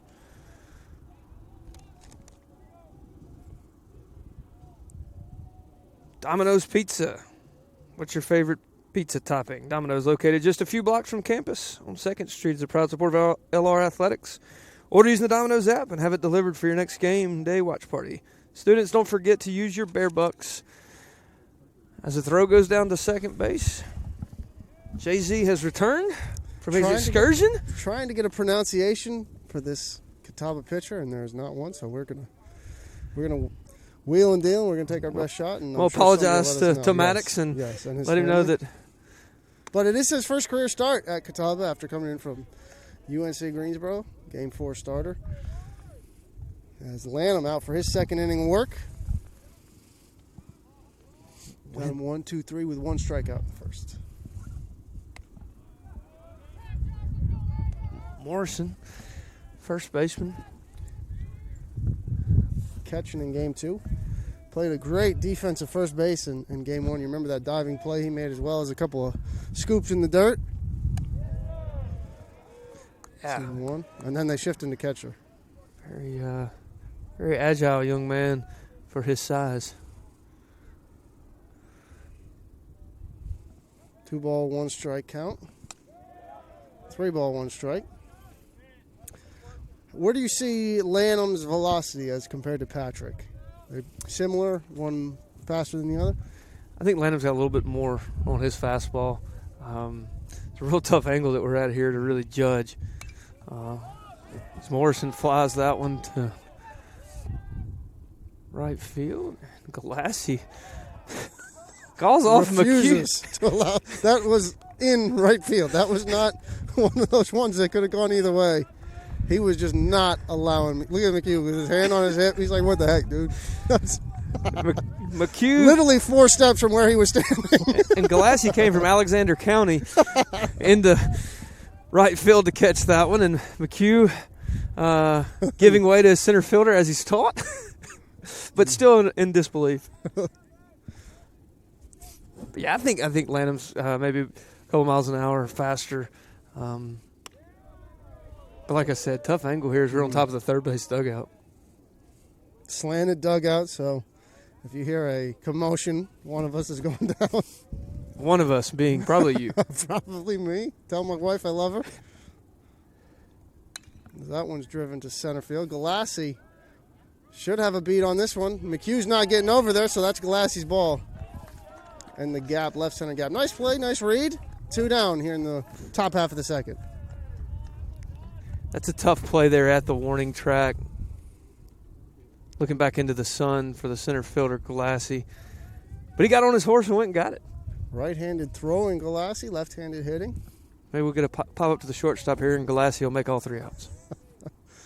Funny that he calls off McHugh all the way in right field, but he let David Bell catch that last play of the no-hitter, which probably would have been an easier play for the outfielder, but all that matters is the out was recorded, right? That is right. Pumping it in, but that one is missing. Not sure if that was down or away. You mentioned we don't have that right behind home plate view here, but it's missed somewhere. Still getting to know the strike zone in this game. That probably would have been a strike in game 1, as we got the bottom half of the zone pretty regularly. Lanham fires. Strike 1. 2-1 is the count. And you mentioned it was easy to tell he was a reliever because he's kind of humping him in, but he's also working from the stretch 100% of the time. Yeah, and again, that's something that a lot of relievers go to. Just so they don't have to worry about getting comfortable out of the windup in the stretch. And we've seen a lot of starters in recent years to go to the stretch full time, just so you don't have to learn 2 different deliveries. A lot of moving parts, obviously in a windup. So Lanham. 3-pitch strikeout. I'm way off. That was a 2-2 count, but it felt like a 3-pitch strikeout to me. We've been out here a long time. Give us a break. Bears Sports Network presented by MBA Roofing. Everett Chevrolet Buick GMC is ready for another exciting football season. Everett has been a proud sponsor of the Lenoir-Rhyne Bears for 25 years, and we wish the Bears a safe and successful season. And August means it's all systems go for another winning season with the Carolina Panthers. We have a tradition of winning in the Carolinas, and when you want to be a winner in the car, truck, or SUV game, come see the sales and service champions at Everett, because if you didn't get an Everett deal, you dropped the ball, baby. Woo! I knew that there was an opportunity to have my college paid for if I was good enough to play baseball at that level. That was going to make a big difference in my family. D2 baseball gave me an opportunity to play at a high level and to get an education that's going to be valuable for me throughout the rest of my life. I chose to take my experience of being a student athlete and pursue that within my career and to get a master's degree. If I wouldn't have had a baseball scholarship, there'd be no chance that I'm doing what I'm doing today. I promised to be better in this bottom half of the second than I was in the top of the second. It was a 3-pitch strikeout, but as Justin caught me during the break, it was after a 2-0 count. But details, minor details. Don't make promises we can't uphold. We're promised to try to be better this half inning. I think you're doing fine, Justin. I think your play-by-play guy's letting you down. Numbers today. aren't your thing. You're just a stats guy. That's right. Just what I get paid to do. Well, number 27, Connor Smith, is going to be your designated hitter and the leadoff batter in the second inning. Left-on-left matchup. Maddox Holsheiser. Hope we're saying that right. Somebody help us out from Catawba if you can. At JZ the SID, tweet at me. Tell me how to say this guy's name. I'm going to say Maddox does a really good job of hiding the baseball from left-handers, because both Galassi and Cameron Smith here struggling a little bit to see the breaking ball early, getting 2 strikes early in this at bat. That one is down low, 1 ball, 2 strikes. I'm tempted in between innings to just run over to the Catawba dugout and ask him, because I want to get his name right for the Catawba fans watching, and appreciate everybody watching on the Bears Sports Network as Connor Smith goes down looking. Outside corner, nice pitch from the lefty, sophomore lefty. And here's a guy coming to the plate. LR's looking to get started. Had a really good spring, swinging the bat. Just needs that first one to fall, get those hands sped up a little bit, get him rolling like the rest of the Bears. Check swing, ball 1 to Mackey. North Georgia transfer, junior. Hacking a miss there, behind that pitch. Maddox Holsheiser on the mound. 1 ball, 1 strike, 1 out. Mackey. Downstairs, 2 balls, 1 strike. Good hustle by Coach Gann out of the dugout there to recover that ball. You love to see it. Lead by example. Trying to stay warm. Keep the body moving. As that breaking ball misses up in the zone. 3-1 count here for Mackey. I'd love to see him get the bat head out of this one and pull it foul or at the scoreboard. Takes that one for strike 2. He thought it was ball 4. Already had the bat almost out of his fingertips, but comes back to the plate.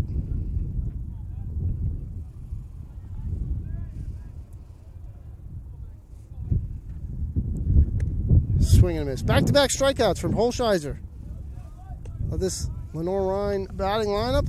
And Mike McHugh, who's going to stride to the plate for his first at-bat this afternoon. The right fielder.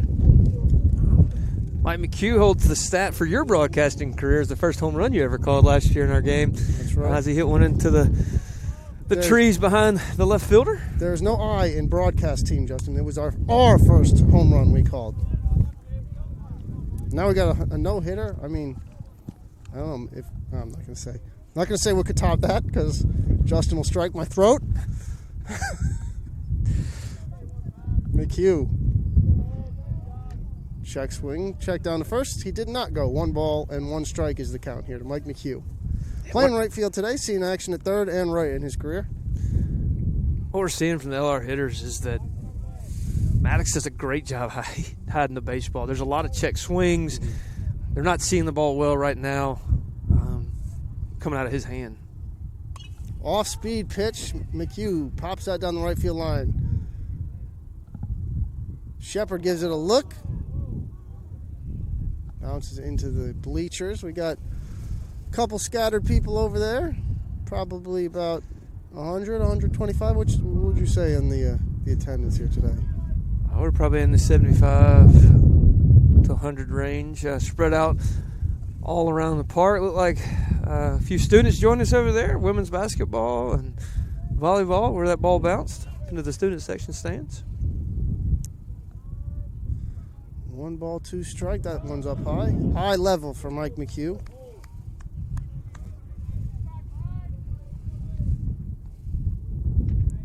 Maddox being conveniently erratic right now. It's out of the zone, in the zone, in the zone, out of the zone, causing some big swing and misses, just like that one.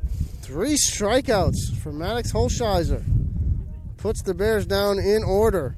After 2, scoreless here on the Bears Sports Network, presented by NBA Roofing.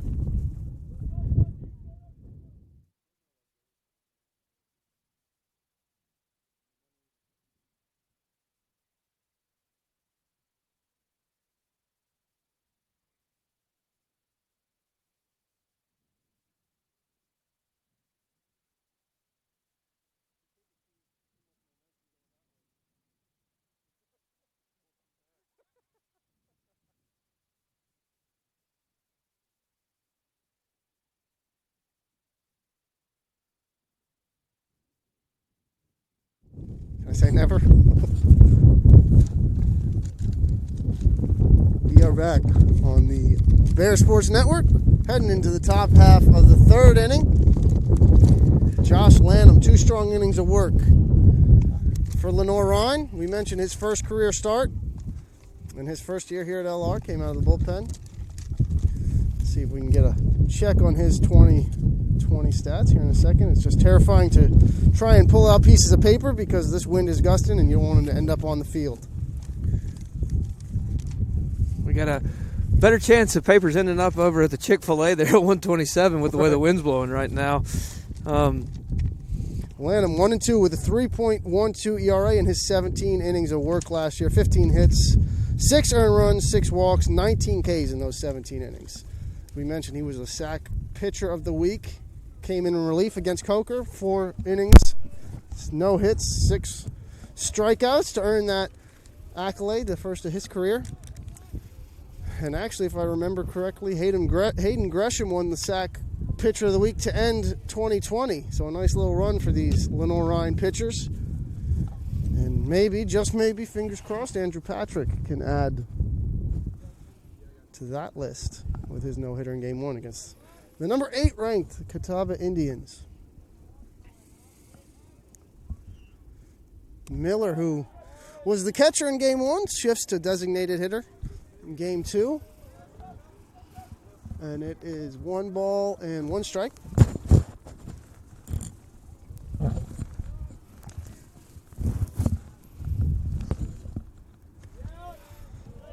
Good breaking ball there. Lanham in the bottom of the zone. Great job by Nick Palerno receiving that pitch to keep it a strike. He easily could have taken that one out of the zone. 1-2. Lanham puts that one down and away.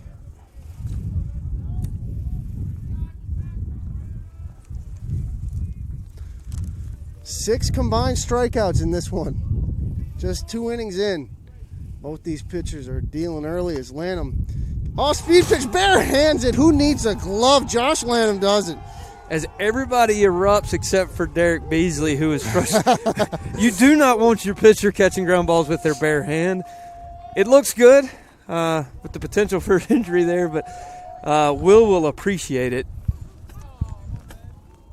As we'll try to get a replay of that bare-handed catch. Bare-handed. I see what you did there. We're struggling. It's been a long week, long weekend, but we wouldn't have it any other way. First pitch is ball 1. As we take a look, that shot up the middle.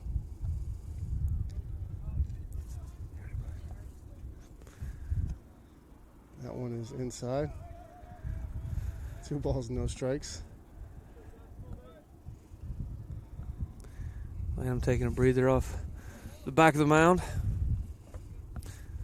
The sprinkler connection that's directly behind the mound, and I used to have a lot of talks when I was on the mound. I would walk behind the mound and talk to it to refocus. Looks like Lanham did the same thing. Tough play out in short right field, but Ferlenda is there. Good cover by Josh Lanham. Just the way they ask him to do it. Get over there, field your position.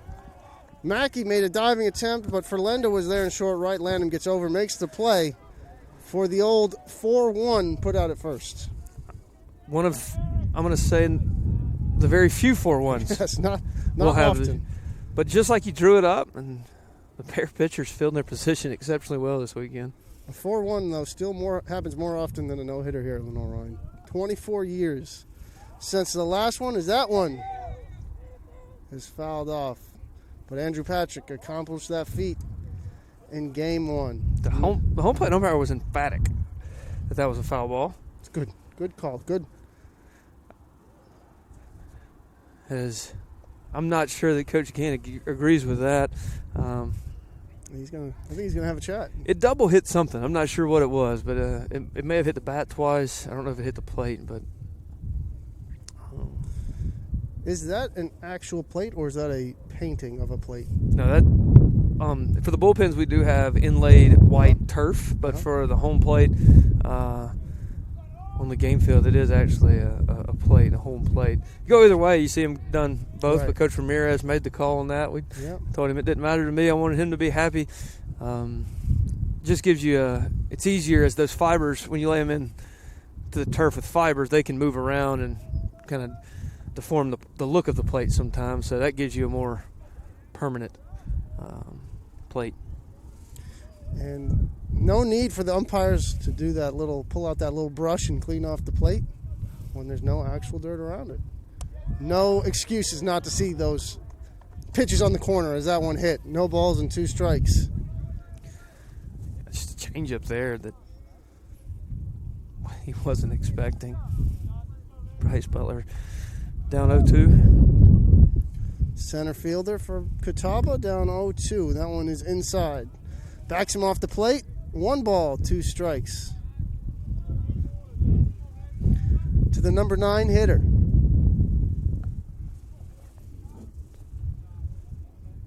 Lanham delivers. That one is popped down the left field line. E.J. Rennell on the run. Makes the play. Shoulder length catch. And in front of the Lance Cook State Farm sign there is looking back into the sun. Tough play. But again, Rennell made it look easy. No score heading into the bottom half of the 3rd inning. Lenoir-Rhyne and Catawba.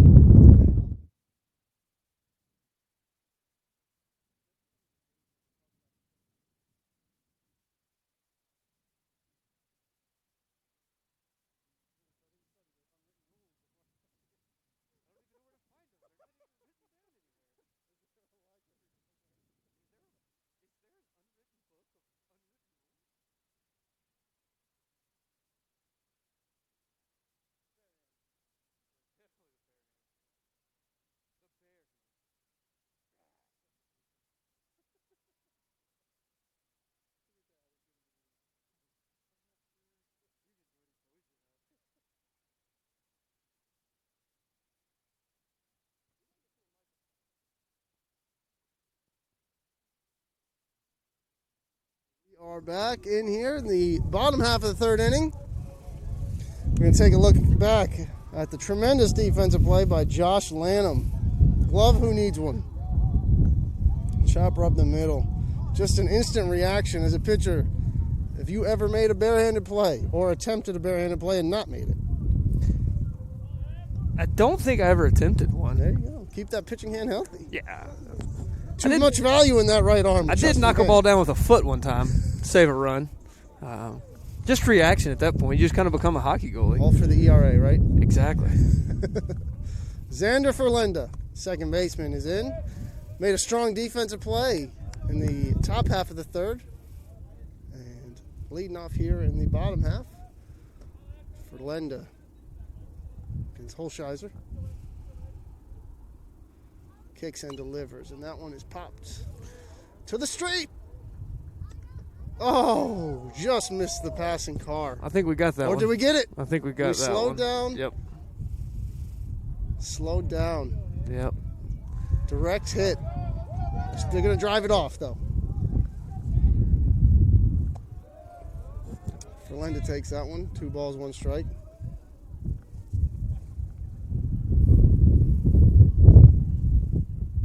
The definition of you don't know what hit you. Yeah. They're going to need to call Lance Cook State Farm, file a claim. Proud supporter of the Bears. 2 balls and 2 strikes.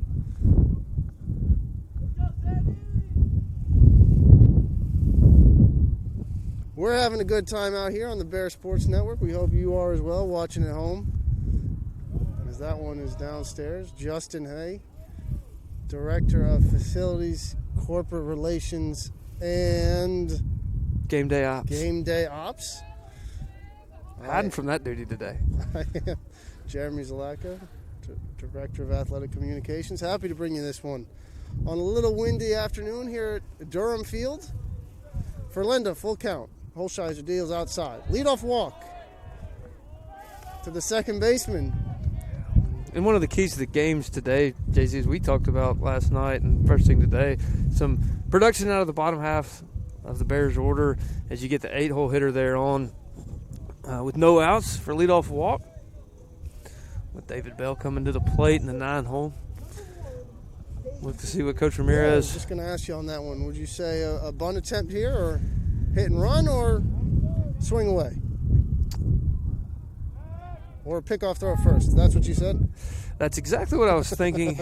And Maddox read my mind there, but I favor in this situation, especially with Bell's speed, a drag bunt or something like that. Try and get runners on first and second. Coach from here is electing to let him hit.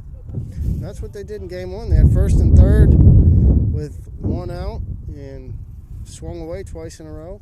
Once got a hit, the other was a double play. The double-edged sword, right?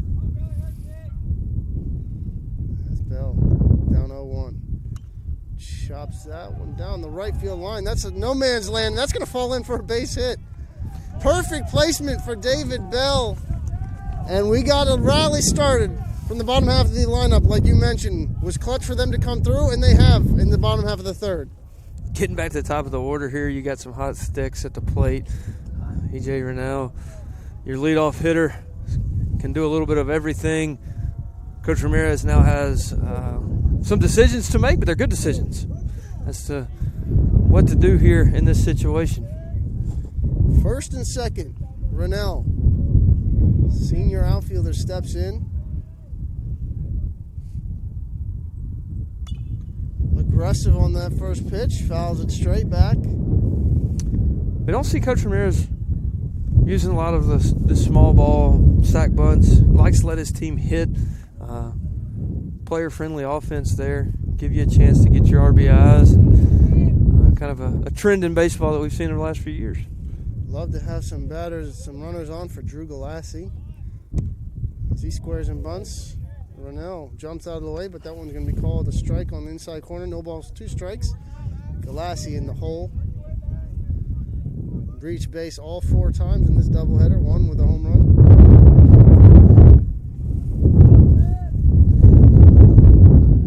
Wind picks up to left field. Love to see EJ get one up in this jet stream.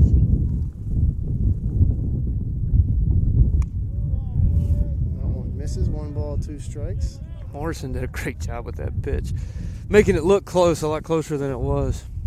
Doing a good job defensively, whether it be at first base or behind the dish.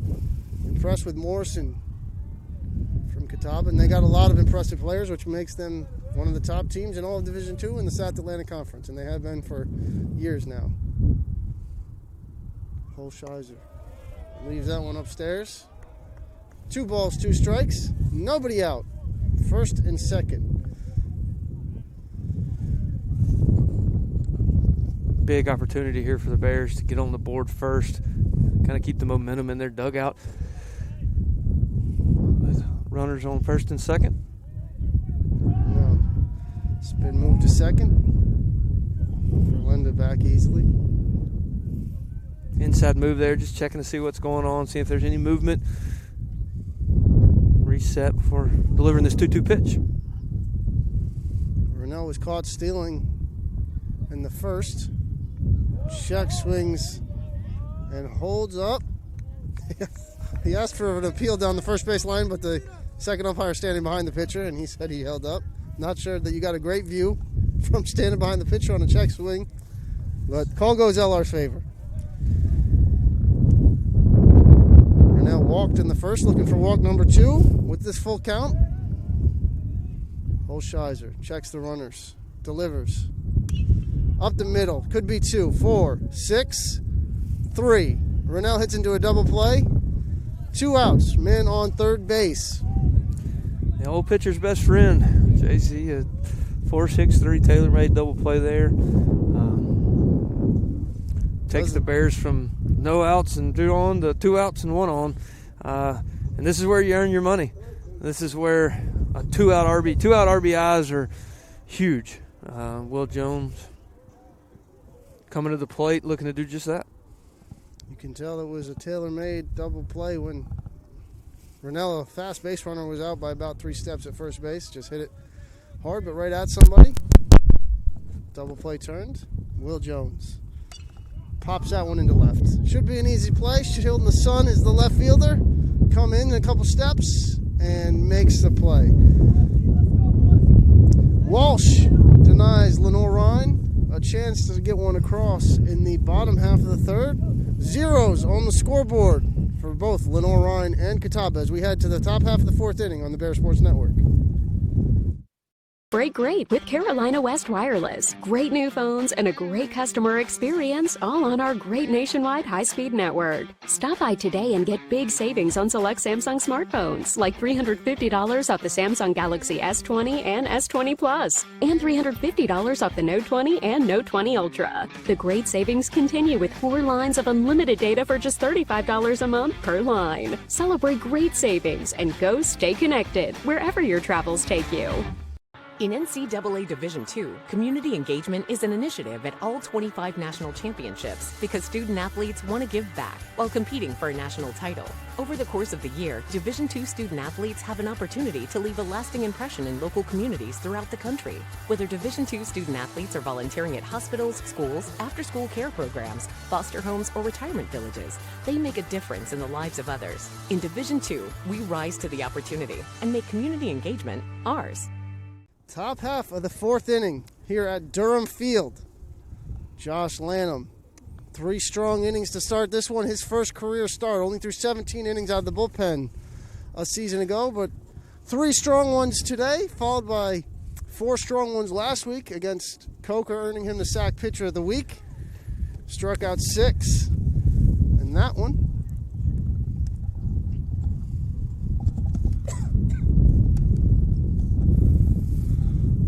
Lanham only allowed 2 base runners against Coker last weekend. Earned the win out of the pen. An easy win coming in for the starter with a double-digit run lead. Tossed 4 to shut it down for the Bears as they swept Coker last weekend. And I can't wait. You know, being out here on a nice warm day is going to be an amazing 4-game weekend. It will be.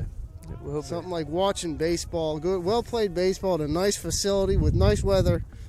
We got 2 of the 3 elements today, but the sun is out and shining, and we're watching some live baseball. So all is good in our world as that one is fouled off.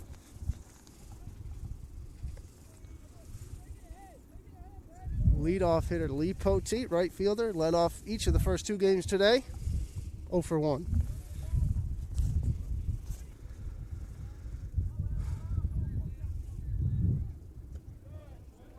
That one is going to miss in the dirt. Indians looking to get something going. Leadoff man on. Top of the order. Shepard and Simpson following Poteet. A very potent lineup. Can score a lot of runs quick. Started the year with a 12 spot at Lincoln Memorial. 12-11 extra inning win, but have gone a little quiet this weekend. A 5-run first game yesterday, a 6-run first game, 5 runs in the second, shut down in the first. So if you're Lenoir-Rhyne, you'll take that. 11 runs in 3.5 games. So that one's chopped at the plate. Not at the plate, off of Poteet. That can't feel good on a chilly afternoon. That's going to be ringing for a little while. Yeah, those never feel good as that fouls off the inside part of that left leg down there around the ankle. And I feel it in my ankle just thinking of that. Elected to not go with the shin guard and might be regretting that. Poteet, the right fielder, wearing number 13, takes his half swings. Lanham delivers. Grounded to third. Will Jones makes a nice short hop play across the infield, and that one is going to be down in the dirt. Gets away. Poteet to second. Jones did the hard part on that one, getting it on the short hop. Might have had a little extra time on the throw. Bounced it. Mackey couldn't get it out of the dirt. Poteet's speed there just caused Jones to rush that a little bit. Tried to overthrow it probably more than anything. Threw it straight down into the dirt. What Catawba needed and what the Bears didn't. Throwing Lead off error for Will Jones. 2 base throwing error. And now Lanham going to have to work with a man on. first base runner in this one for Catawba, but he's been in the stretch the whole time. As that one's wrong. Line foul towards a car, but it hits off a tree. Deflected off the tree, right by the baseball statue. Great placement of that tree. Perfect. Couldn't get any better. Good scouting report. Knew right where to be. Shepard pretty dangerous with the stick here. Jumped all over that breaking ball. Probably wishes he had that one back to try to keep it fair. Yeah, just a little bit out in front of it. Hit it hard. See what Landon does here on the second pitch. Checks the runner 3 times and delivers. That one up the middle. Going to be David Bell across the infield. He boots it. So tough defensive inning. I'm not sure if Landon slowed that one down up the middle, but 2 errors back-to-back for Lenoir-Rhyne. A little sloppy in the top half of the fourth, leaving in the door open for Catawba. First and third could be a big inning for this Indians team. At this point, the Bears need to refocus and figure out a way to get it out, not panic, minimize the damage. 9-inning ball game, 2 errors to start off the inning. Not what you wanted, but a double play here. Turn things right back around. Jeremy Simpson, the shortstop and 3-hole hitter for Catawba. You're going to check it first. He's back safely. Is Shepard.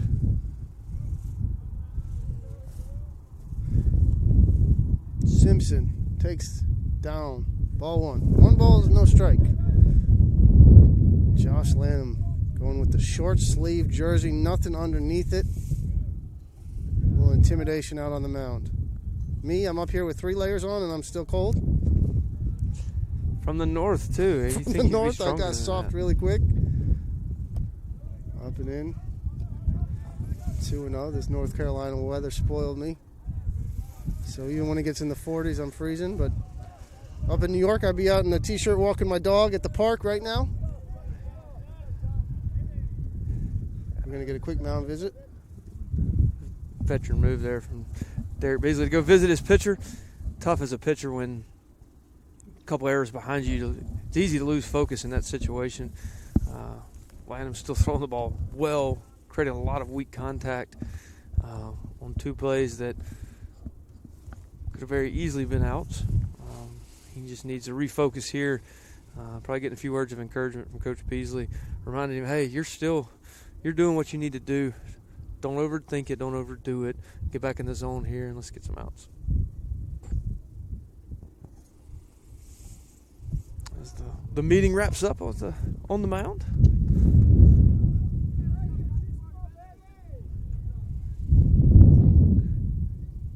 Derek Beasley with the slow stroll back to the dugout.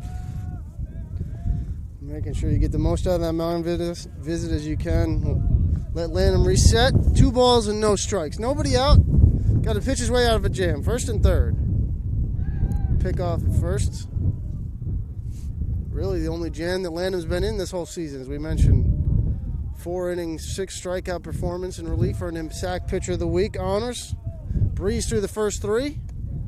But looking at a 3-0 deficit in this at-bat. And runners on first and third with nobody out. Not his own fault, particularly a pair of errors behind him, but looking to pick up his defense as all good starting pitchers try and do.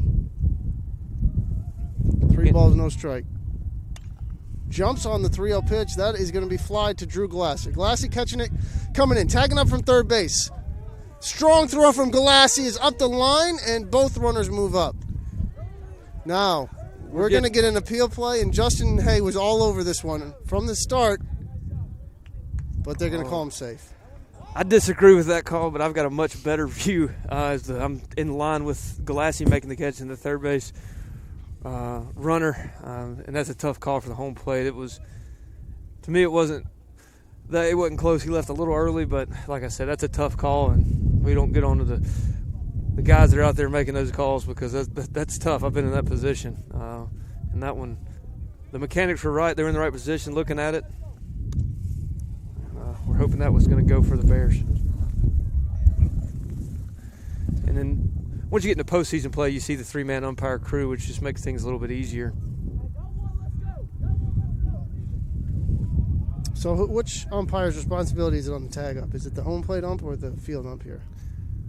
The home plate umpire Home plate's got to check. gets that call, and then, like I said, it's a pretty tough because you're listening for a catch. Right. It's a tough angle, especially when that ball is in right center field there. No way you could possibly see both at the same time. So, like you said, you got to listen for it. And Galassi with a strong throw just was up the line, allowed the runner to move up to second. Good off-speed pitch by Lanham, showing confidence in that pitch despite being down in the count 2-0. He throws it, gets a swing and a miss. 2 balls, 1 strike. And the Bears have to limit the big inning here. I mean, giving up a run or 2 is not the end of the world in a 9-inning baseball game. Just don't want to see more than that. Lanham reaches back in the tank and throws that one by Cameron Morrison.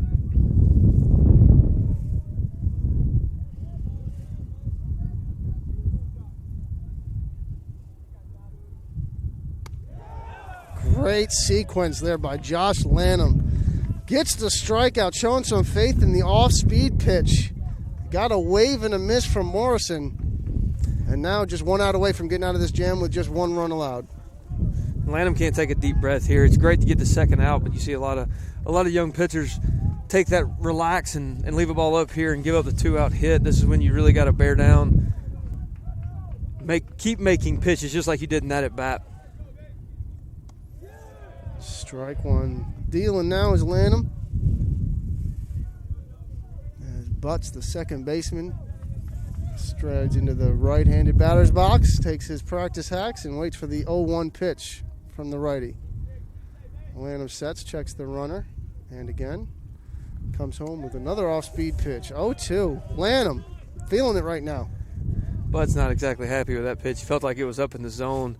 And that's the difference in the 2 games. First game, that's probably a ball. This game, that pitch has been there pretty much all game for the first 4 innings.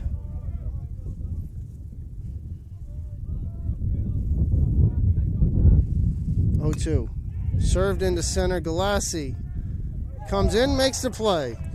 So Catawba pushes a run across without the benefit of a hit in that inning. Pair at Lenoir-Rhyne errors and an unearned run against Josh Lanham's ledger. Catawba with their first lead of the day. It's 1-0 heading into the bottom half of the 4th inning.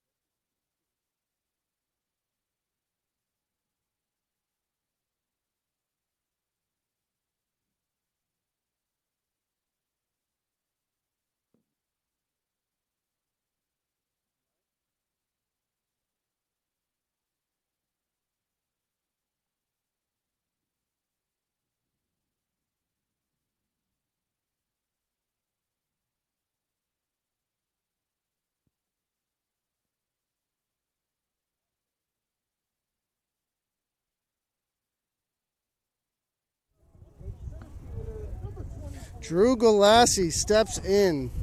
Bottom half of the 4th inning. Has not been retired yet today by this Catawba pitching staff. 3 walks and a home run. Squares the bunt, takes upstairs. Bears need to answer in this half inning after the Indians push one across there in the top of the 4th. Thanks to a throwing error and a tough play up the middle that ended up in an error for David Bell. Holsheiser pumps that one past Galassi. 1 ball, 1 strike. Catawba on the day with more runs than hits in 2 games, a game and a half, but got the lead in this one. 1-0. Galassi with a bunt attempt, a push bunt attempt, trying to bunt for a base knock. And I think, Justin, that this is the first time, maybe an 0-1 count, that he's been behind in the count today. He's been in a lot of positive counts. You are correct. Impressive from Holsheiser right there. Pumps it by Galassi. First time Galassi goes down today. This one's on strike, swinging. 1 out in the bottom half of the fourth. And as well as this Lenoir-Rhyne staff has pitched, Holsheiser today hitting his groove. 5 strikeouts for the lefty. Hunting on the first pitch is fouled out of play.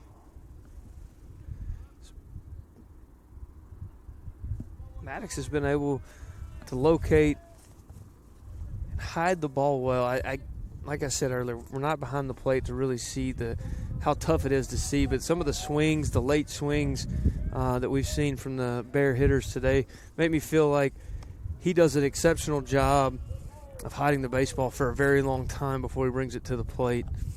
And the Bears are still looking for that release point. 1 ball, 1 strike, 1 out. Clarno, the number 4 hitter for this Lenoir-Rhyne squad. And catching today takes one on the outside corner. 1 ball and 2 strikes.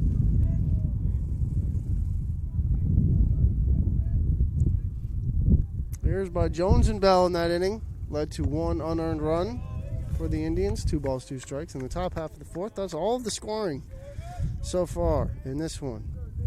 Pitching has dominated game 2, and for Lenoir-Rhyne, it dominated game 1 as Andrew Patrick threw a no-hitter, 7 innings, 6 strikeouts.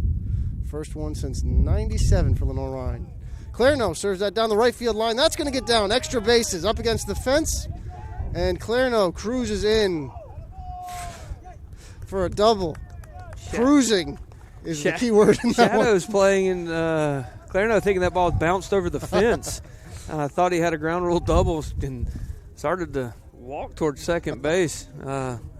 Luckily having enough time to pick it back up. Great piece of hitting there, driving that ball down the right field line into the corner. Thought we might see a triple out of the catcher there, but he decided to. He pulled up, he eased up. All you could hear out of the dugout was run. Had some players one time that had the motto of jog doubles, don't sprint triples. Well, you're right. I think he thought that one bounced over the fence. I actually, for a split second, thought it did as well. As Connor Smith hits one just foul down the first base line. A diving attempt by the first baseman. Just missed an RBI double at least. A game of inches, Jay-Z. We were 2 inches away from tying the ball game right there. Instead, it's a strike. Well spoken. Justin A, 9 years at least, 9 or 10, depends on who's counting. If you're counting, I might have 12.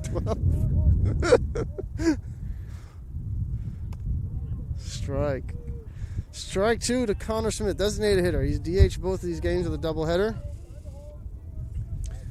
1 out and a man in scoring position. Lenoir-Rhyne trying to figure out a way to even this game up.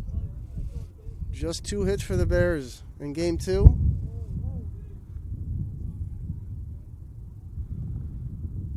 Kicks and delivers. Holsheiser just misses there. 1 and 2. That was the old wave fastball. 0-2 threw it on the right-handed batter's box line, hoping to get a swing and a miss. Checks the runner at second and delivers. Smith tied up on the inside corner. A little backdoor breaking ball possibly. Got him swinging for strikeout number 6. Got Smith twice. Just the chess match that is pitch calling. Is the fastball away, the pitch before for a ball just set up the backdoor breaking ball there that tied Smith up for the strikeout. Mackey steps in and takes that one as a strike. You mentioned trying to get Mackey going here. A little slow early season start for him, but definitely a lot of potential in that bat. Big chance here with 2 outs. That one is up and away. Mackey, a graduate student transfer from Eastern Illinois University. Galassi from Western Illinois. So the Illinois connection with Coach Ramirez from Illinois Springfield, Midwest, repping down here in the South. They would call this a summer day. This is Mayweather. This is playoff weather. And Mackey takes ball 2. 2 balls, 1 strike, 2 outs.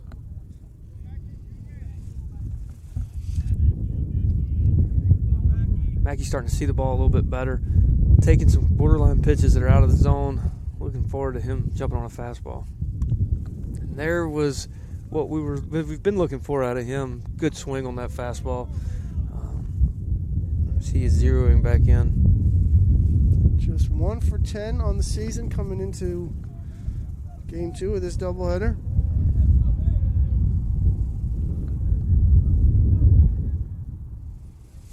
Mackey, a base hit could tie this thing up. Clarno at second. Mackey sends it up the middle. That's going to be a tough play. Good backhand. Throws off balance. It's going to be up the line. But a nice play by the second baseman to keep that in the infield and keep this score at 1-0. That trickles through to center field. I think Chris Ramirez is going to send Clarno, and we're going to have a play at the plate, but avoided by the play by the second baseman. Yeah, keeping the ball in the infield. You hear coaches preach that in 2-out situations. Saved a run there.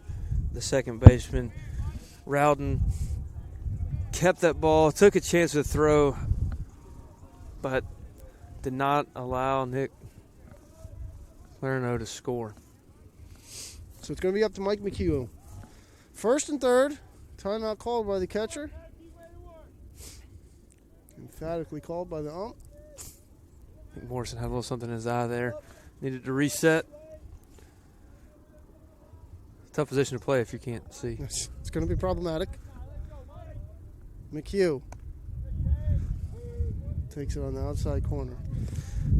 I can't tell from this angle if Maddox is missing that location and we're still getting the strike, or Morrison having to reach for that pitch, still getting the strike call. Must have been set up in and pitch out, but still in the zone. McHugh, a strikeout victim in his first at bat. Pops this one into shallow right field, but easy play for Poteet. And the Bears are denied in the bottom half of the 4th inning. So we head to the 5th on the Bears Sports Network, presented by MBA Roofing. Lenoir-Rhyne trails Catawba 1-0.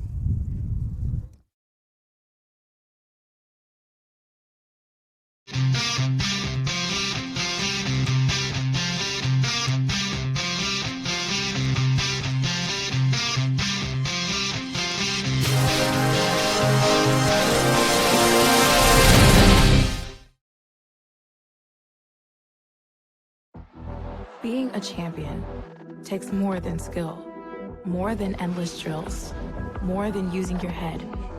Being a champion takes the heart to give it your all, the agility to thrive from any angle, and the relentless drive to be the best. Welcome to Division 2, where the pursuit is yours to create, and the question isn't, can you do it? It's, will you?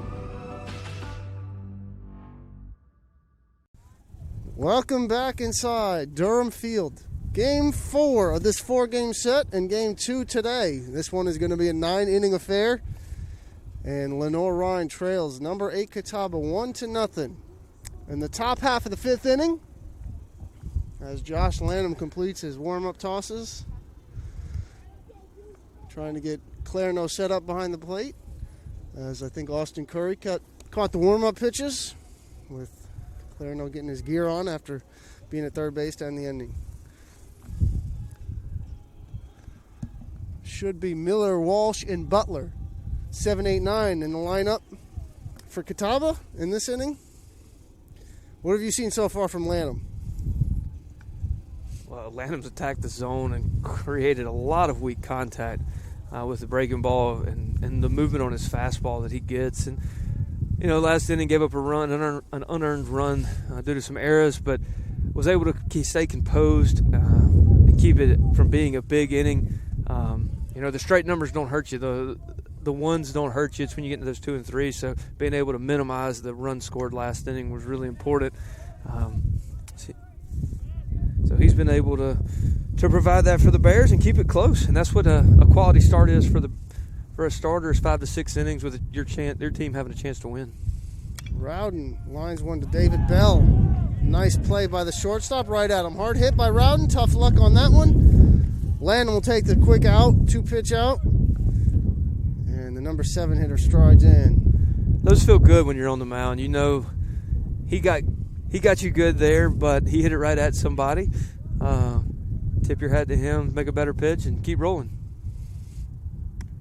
Good off-speed pitch there. Can't tell if that's a change or a curveball, like you said, from our vantage point. We just get speeds. We don't get locations over here. But something is working on that off-speed. And then he pumps a fastball past Miller, who's probably shaking his head like, what just happened? All of a sudden, I blink and I'm down 0-2. Yeah, pitching backwards for Lanham there. Now he's got the opportunity to go back to the breaking ball, throw the fastball, and hopefully have him guessing at the plate. Fouled straight back. Miller got a piece of it. Great job by Miller there. I mean, it's tough to be down 0-2, especially when you've seen breaking ball and fastball. Put a good swing on that pitch. Fouled it off. Live to fight another day. 0-2. Lanham looking to put away Miller. And he does. Swing and a miss. Strikeout. Number 4 for Josh Lanham. And that was the changeup for sure, JC. I mean, that pitch was well executed. I think the first time he saw it, have seen the changeup, makes it really tough as he pulled the string on that pitch and got it to dive towards his back foot. 4 Ks, no walks for Josh Lanham. Through 4 2/3. Changeup again. Pump strike 1. Have to get the pitch count in between innings. The ball strike breakdown. It feels like Lanham's just pounding the zone. This one, obviously, no walks. Not a bad first career start for the righty. And that one is served. The first hit of the afternoon took them 11 2/3 innings to figure out a way to get in the hit column, but Catawba finally with their first base hit, and probably the weakest of most hits today from Catawba, but found the right spot. Strange game from baseball. I mean, the first hit bat, we get an absolute missile at the shortstop for an out there, but that's just it. That's the reward that you get sometimes, and they'll take it. Great. Ball 1 to Butler, the number 9 hitter. Great pitch there. Lerno really wanted that pitch. Want to give a quick shout out to Grace Kenley on the cameras behind all this camera work you're seeing, and Danny Nicosia on the production. Cold day out here, but bringing you some Lenoir-Rhyne baseball. The people behind the scenes, Jason Subi on the stats, Adekale Ande doing some PA work, Lee Clayton bringing you the tunes that you might hear in the background. And thanks to a late crisis aversion by the tremendous people in LR facilities, even without proper working speakers, we still got music out here. Justin, pop your collar a little bit. We figured it out. That's FIO. Figure it out. Had to get some tunes out. You can't play a baseball game without tunes between innings. Although maybe we're gonna have to keep this one speaker set up from now on. What is it? Baseball players aren't a little stitious; they're superstitious. I disagree. I say they're creatures of habit, and if it works, they keep doing it. However you want to call it. Whatever makes you feel better. Creatures of habit we'll go with, but it sounds better. If we figure this game out, everything has to be the same. So you might hear us on the broadcast next game. Danny's shaking her head. She doesn't want to deal with us another game. I don't blame her. Lanham pumps it, fouls it. That's not going to reach us, so we're okay. One of my biggest fears is getting struck with a foul ball, but in an elevated position like we are, there's no hiding over here. Yep. Don't even try and make a play because you'll fall off the dugout. My second biggest fear. I'm just diving behind you, so. Leave me in the trenches taking grenades. I see how you are as the broadcast partner, looking out for number 1. Danny's saving the camera. That's her job. You're saving yourself. That's your job. I guess I'm fending. I'm fending for myself. That's okay. That's why I put on a couple pounds for this winter. They're in hibernation since last March. It's going to be a cold winter, so we bulked up a little bit.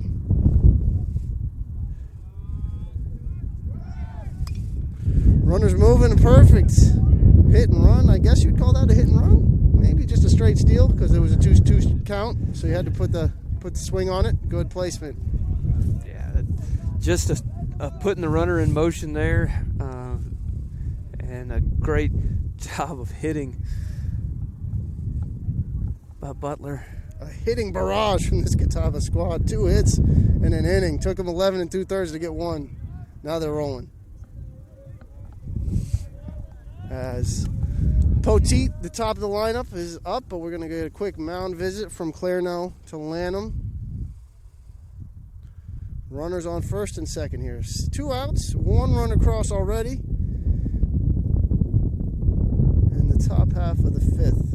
Excuse me, the 1 run was in the 4th, but runners on first and second with 2 outs here in the 5th. Lanham run into a little bit of trouble for the first time. The run in the 4th was an unearned run, an error on the third baseman, an error on the shortstop. Began the inning, and Catawba was able to push 1 across. But 2 hits in this one, in this frame, and Poteet, the right fielder, trying to figure out a way to give Catawba an extra run. 1 run on 2 hits for these Indians, no runs, 3 hits, and a pair of errors, both in the 4th inning for the Bears, as Lanham pumps strike 1. Past Poteet. Poteet 0 for 2, but does have a run scored. He was one of the runners that reached on an error, the only run on the day for Catawba, hanging on to this slim 1-0 lead. Poteet takes outside, 1 ball, 1 strike. The bench and the LR dugout wanted that one. Didn't get it. Umpire ruled outside, ball 1. Lanham appears in for the sign from Clairno. He's going to set. Check the runners a couple times. Big lead from second base as time is called. Lanham had an eye on the guy in second, but nobody was covering, so he was stretching that lead as far as he could. Timeout is called. Poteet, the right fielder. 1 ball, 1 strike. 2 outs. Lanham deals. And that one's outside. 2-1 advantage for the right-handed hitting Poteet.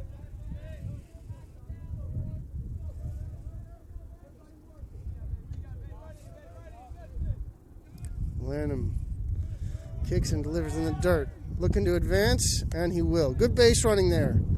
Saw the pitch in the dirt. Got a good secondary lead. Slides into third safely. Is Walsh 90 feet away from giving Catawba a second run.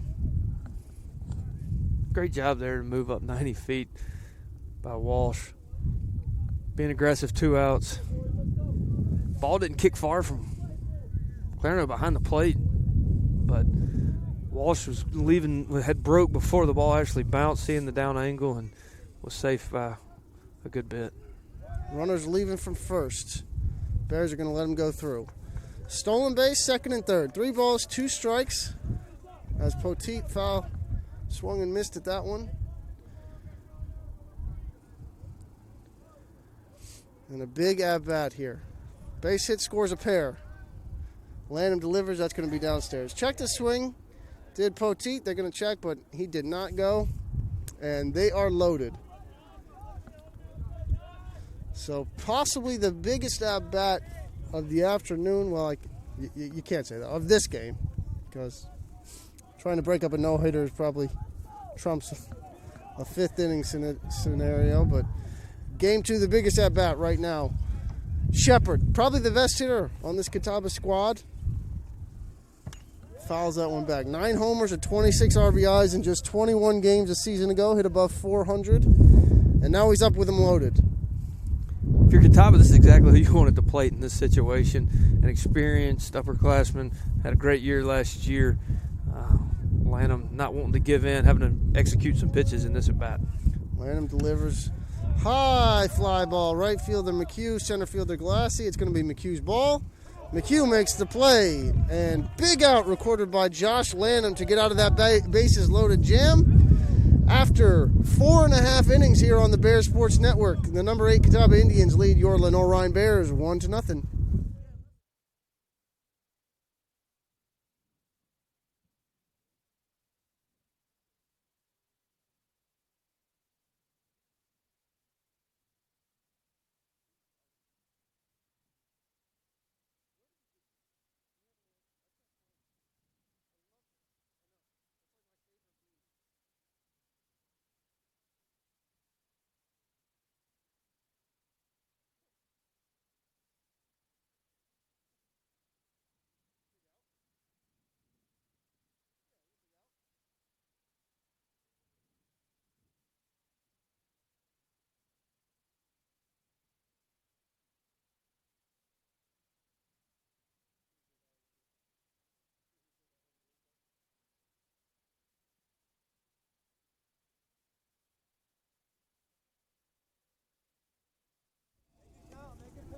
Heading back into the bottom half of the fifth as we take a look back at maybe one of the biggest outs of this game as we take a flashback to the Southside Power and Fitness replay.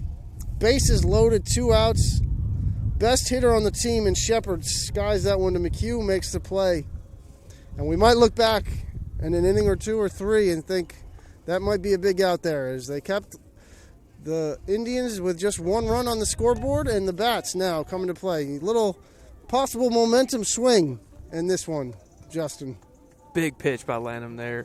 Bases loaded. Dangerous here at the plate. Was able to get him to fly out to right field. Pitched around some trouble for the second time today, and hoping that the bats and Xander Ferlanda can get us started here in the bottom of the fifth. Ferlanda takes strike 1. You mentioned took a pitch off the hand last night, but he's a grinder. He's going to get out there. Back out for game 2. Serves that one into right. Going to be an easy play for Poteet out in right field. 1 up, 1 down. David Bell, the number 9 hitter and shortstop, made one of the 2 Lenoir-Rhyne errors in that 4th inning. Looking to atone for that with the bat. Getting on base here for the number 9 hitter would be a huge plus in front of the 1, 2, 3 hitters for the Bears who've driven in some runs today. He takes that for a ball.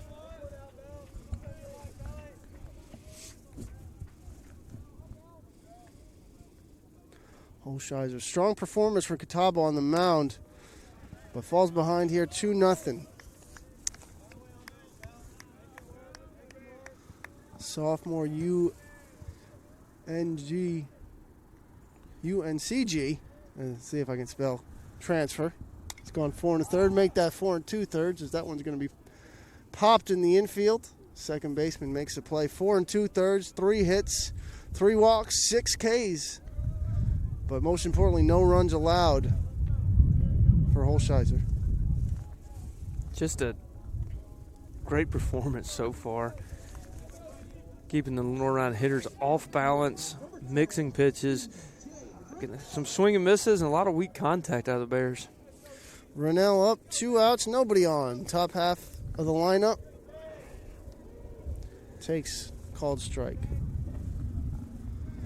Got to extend the inning here. It doesn't seem as important in the 5th, but every time you can extend an inning, you get closer to the top late in the game, which is important to have top of the lineup in a close game like this one in the 9th. We're now down 0-2 quickly. Is a little bit of throwing going on in the Catawba bullpen. It's a little surprising, but might just be getting some work in over there. Doesn't seem like anything too intense yet. As Rennell lifts one to left. Going back as a left fielder. Looks up, and that ball is gone. E.J. Rennell to the trees in left, and we have a tie ball game. Rennell with his 8th career home run. A solo shot draws the Bears even with Catawba. Great piece of hitting there. He got that one up there in the jet stream, blowing out to left, and was able to tie the ball game and extend the inning. So he did a great job. First one, As we go back to the Southside Power and Fitness replay. Was that an 0-2 pitch, Justin? I think he was down 0-2 in the count, right? He was. Drove that to left field, got all of it into the trees. Hit him with the home run trot. Got to be a good feeling tying this thing up. Will Jones, after the homer, drops a bunt down. Great play by Will Jones. Holsheiser couldn't field it. Well-placed bunt, and stay aggressive, LR. Great job by Will Jones there, getting that ball on the ground and just surprising the defense as they were a little bit back on their heels, extending the inning and getting Drew Galassi to the plate.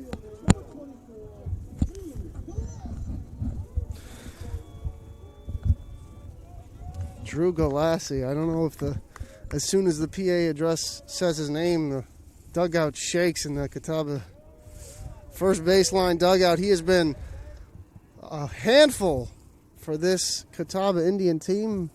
If I can think off the top of my head, I think he's got 3 home runs in this series, right? Yeah. 1 in each of the first 3 games. And Maddox has probably been the toughest matchup of the year for Galassi.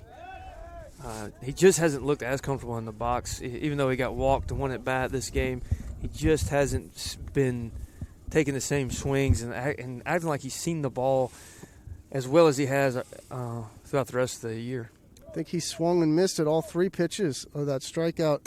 His last at bat, much like that one right there, just a hack and a miss, like you said, a little uncomfortable AB for whatever reason, might be not picking it up from this lefty or not comfortable in the box, but down 0-2 in this AB real quick. But Galassi can change it quick, as we saw Rennell hit an 0-2 homer. Pickoff attempt at Jones. Great play by Will Jones there. I think the last thing they're probably thinking after a 2-out home run like that is a bunt.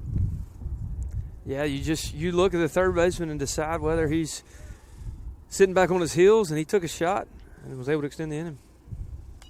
Galassi fouls that back.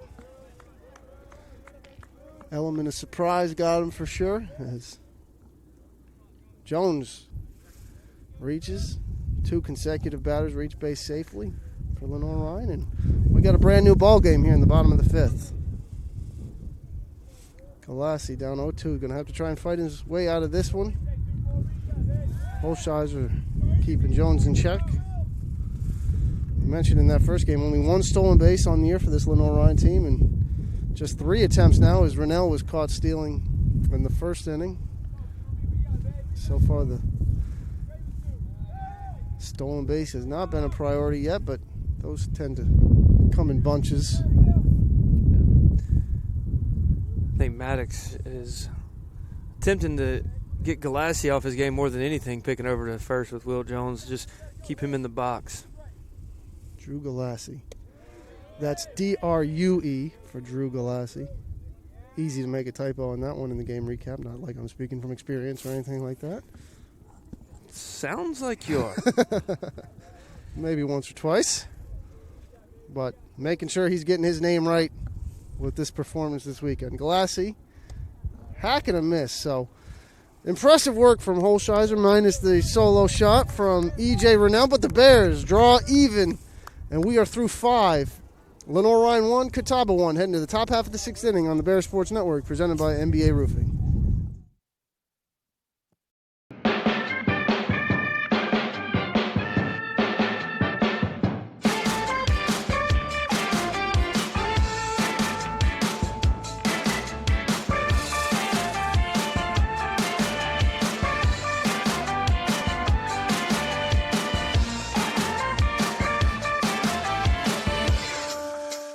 Tasha, did you know Geico could save you hundreds on car insurance and a whole lot more? So what are you waiting for? Hip-hop group tag team to help you plan dessert? French vanilla, rocky road, chocolate peanut butter cookie dough.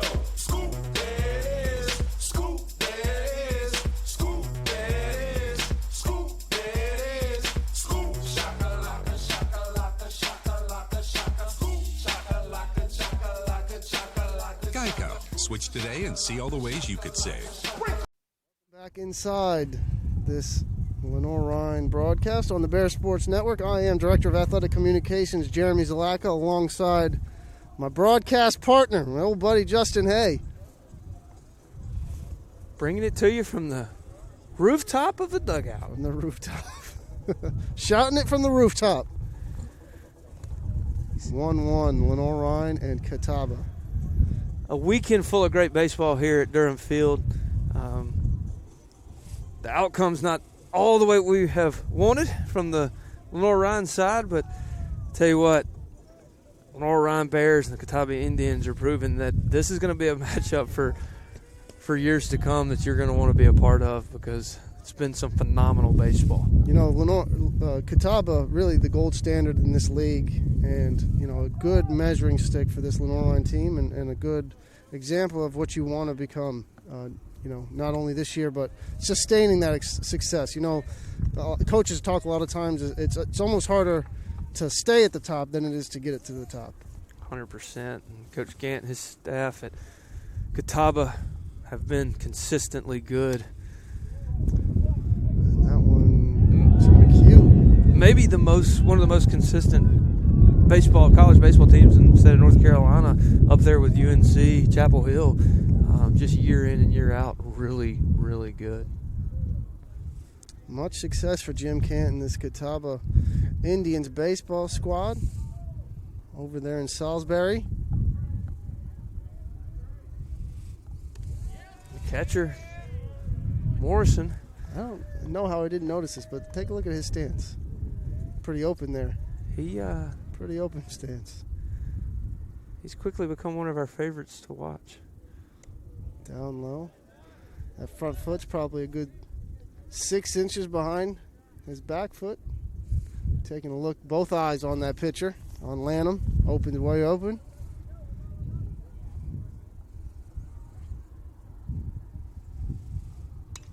Serve that into right field. McHugh, 2 steps back to his left, makes the play. McHugh accounted for both of these outs. Tough play. The former center fielder able to catch that one as it sliced away from him. Froze just like you taught as the ball was hit at him. Wasn't sure if he had, when he first froze, I wasn't sure he was far enough to his left, to his glove side there, as I saw that ball slicing, but he was able to make a good play on that pitch, on that hit. 2 up and 2 down so far in the top half of the 6th, and way out in front of that one. Butts, the second baseman, with a wave and a miss, falls behind. No balls and 1 strike.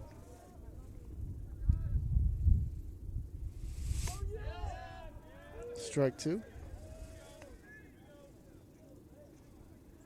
Lamb, another fast worker. I've appreciated the Bears pitching staff working fast today, not taking a whole lot of time between pitches.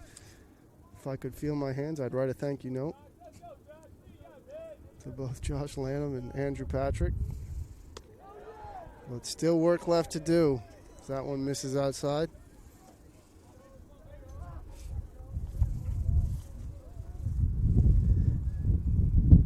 Butts chokes up here, looking to put something in play. Swung it. Pitch definitely not in the zone. Fouls it off. Great job making contact. Yeah, got to be defensive. 1 ball, 2 strike. Even anything close, got to take a hack. Lamb's breaking ball starts in the zone and dives out. That's what makes a good 0-2 pitch. 1-2 pitch is a ball that starts off as a strike, which makes you want to commit to swinging at it, and then just dives. And Butt's doing a good job to make contact, even though that ball left the zone.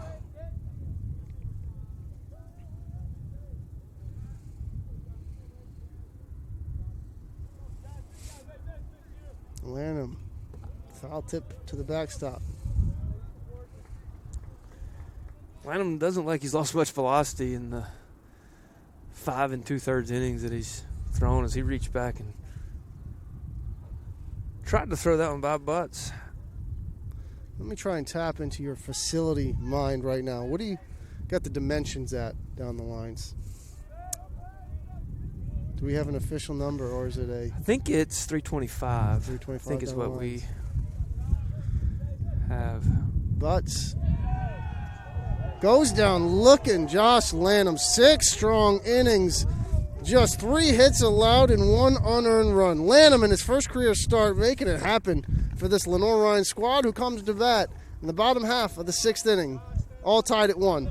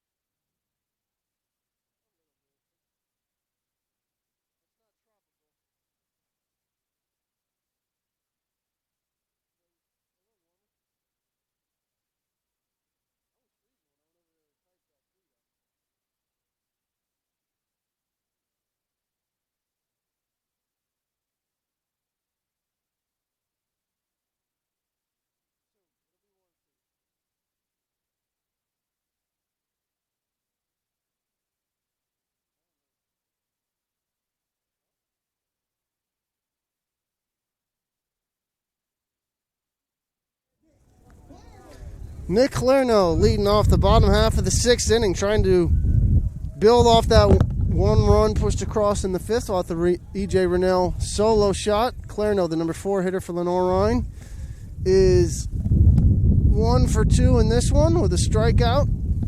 And a double down the right field line, yep. An impressive double. Opposite field, right down the right field line.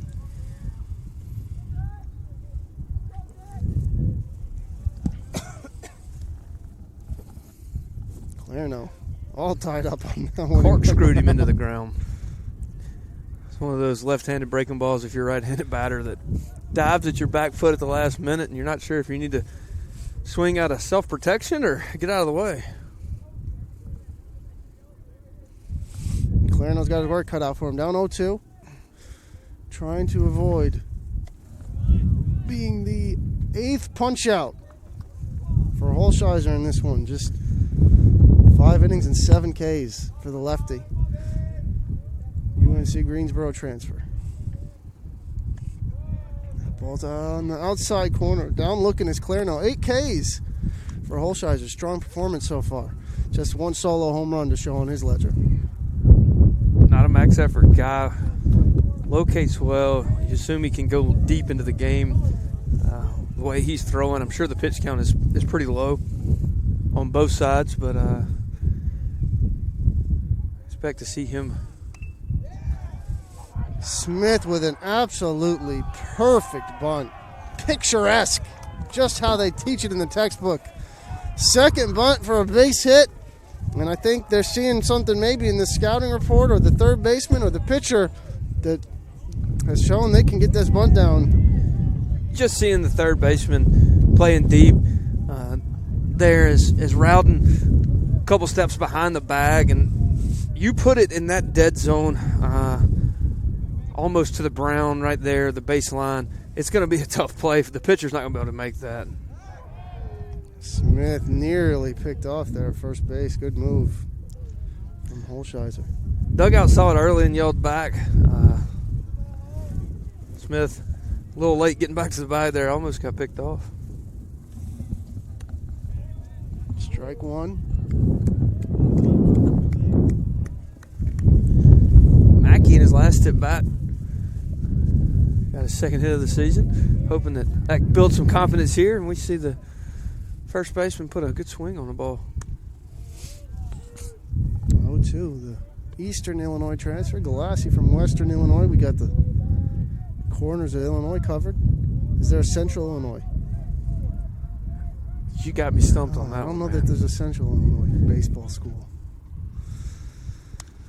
Skied into shallow right field. Easy play for Poteet. Camps under it. Makes the play 1 out.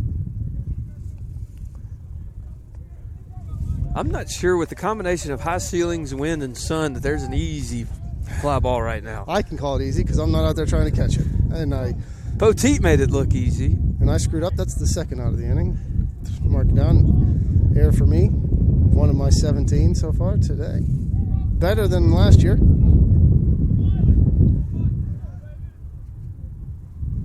McHugh. Pickoff attempt. don't think people realize how difficult it is to talk through 15 innings of baseball. It's not easy. Not easy.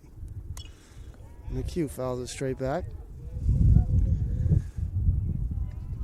Q's timing was on there. He's on it. Got the barrel to the zone at the right moment, a little bit under that pitch. But Mike McHugh with some big hits last year. Looking for him to come through here. Appreciate you joining us on the Bear Sports Network as Mike McHugh lines that into left. Going back is the left field, jumping over his head. That's going to be extra bases. It's going to bounce away from the center fielder, grabs it, sends it in. Connor Smith rounds third. He's in safely. The throw gets away, but McHugh's going to stay at second. RBI double. Mike McHugh, the right fielder, comes through. 2-out base knock and a 2-out RBI. You mentioned how important those are.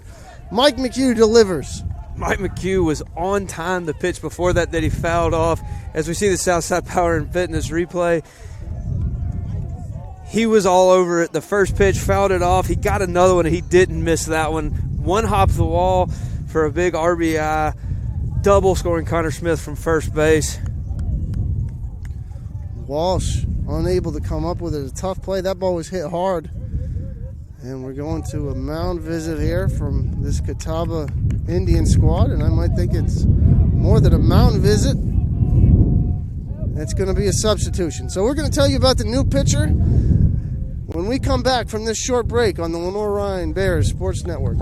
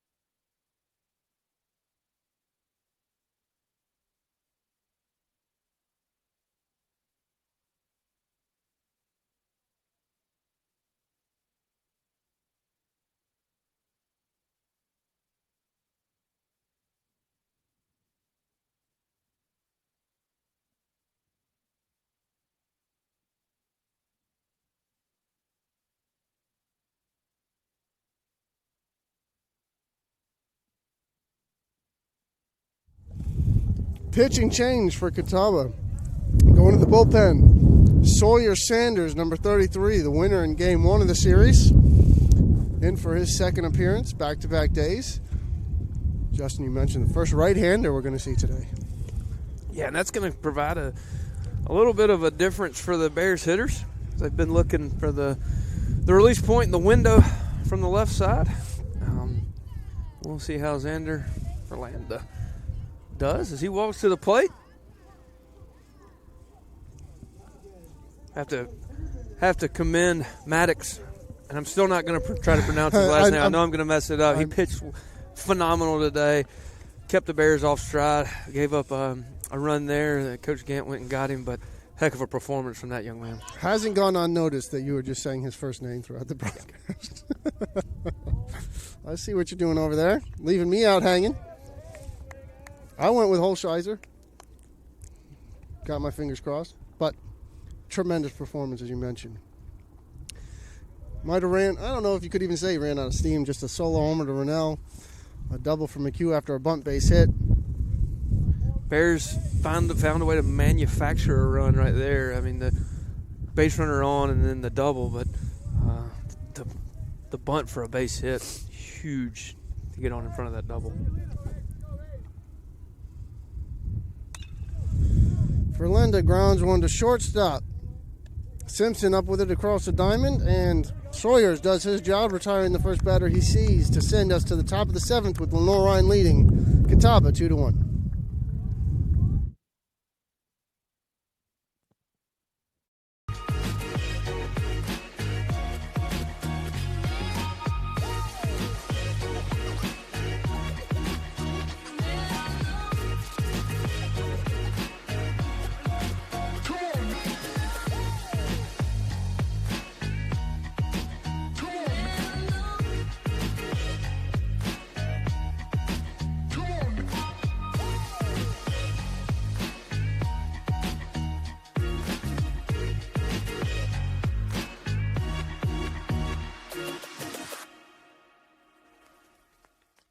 Paramount Kia in Hickory. We want to see you driving a new Kia or, hey, a quality pre-owned Kia. We've got a huge selection of new and pre-owned Kias. You got to get to Paramount Kia in Hickory, Highway 70, ParamountKia.com.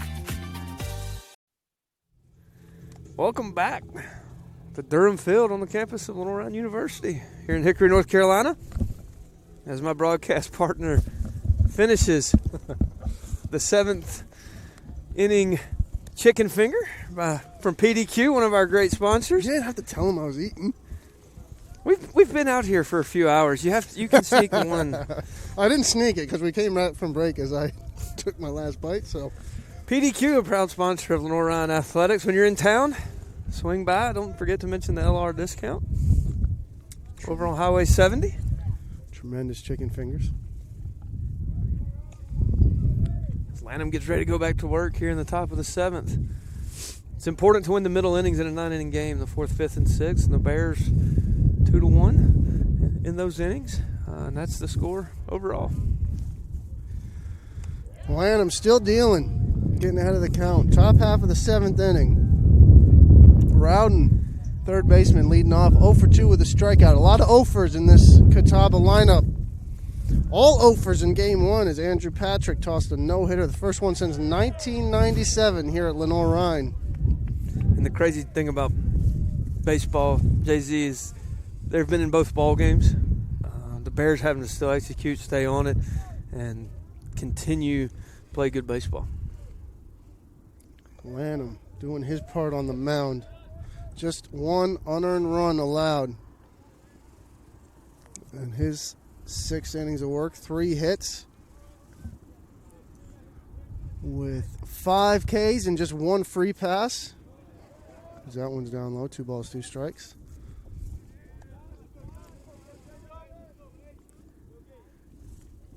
Shadows starting to get long here at Durham Field as the sun sets in the west behind home plate.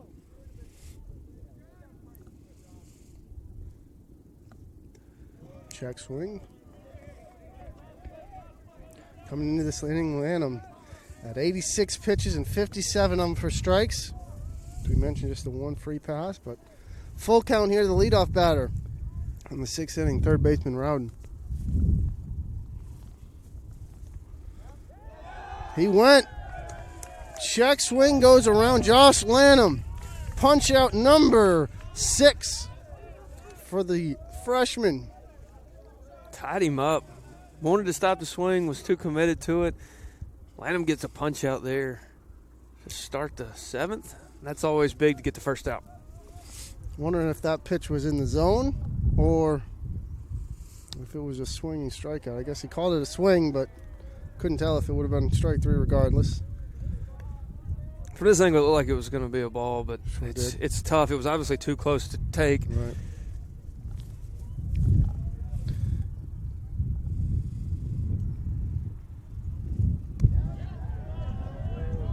Pumping the fastball there. 2 strong starting performances. And Alex Shirazi in game 1 also with a great performance. So Lenoir-Rhyne starting pitching, doing its part. Good change up there. Timely hitting and good pitching. We got a great play off the bench. Not a great throw from Coach Skonechny there. Recruiting coordinator. Staying warm on this side. Short hopping the pitcher on the throwback. Giving a little thumbs up. Knowing that we're roasting them up here. Doing what we do. That one's outside. No one is safe. Nobody's safe. Not even ourselves. You get some time, pay attention to the sponsors scrolling across the bottom of your screen there. They help the Bears compete on and off the field. If you're in town and able to support them, please go by and we say thank you.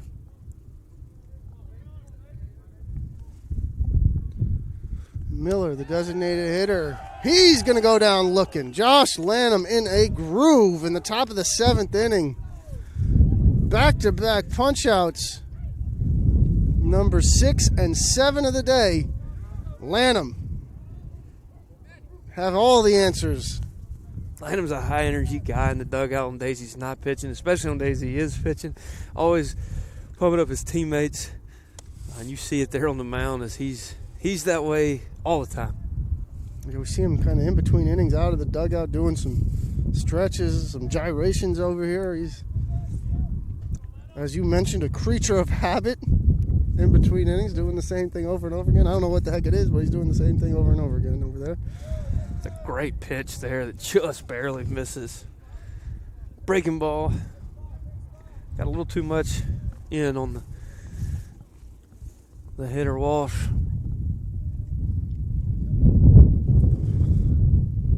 You mentioned this is start number 1 for Lanham. 17 innings of work last year. Came out of the bullpen for 4 innings last weekend. You wonder how long his leash is going to be. Imagine probably around 100 pitches. Probably getting close to that number. 86 heading into this one. Cool day early in the year. A well-rested bullpen thanks to a couple long performances out of your starters, including Lanham himself. So the bullpen should be okay. Look for Coach Ramirez to keep a close eye on Lanham as he encroaches on that 100-pitch mark.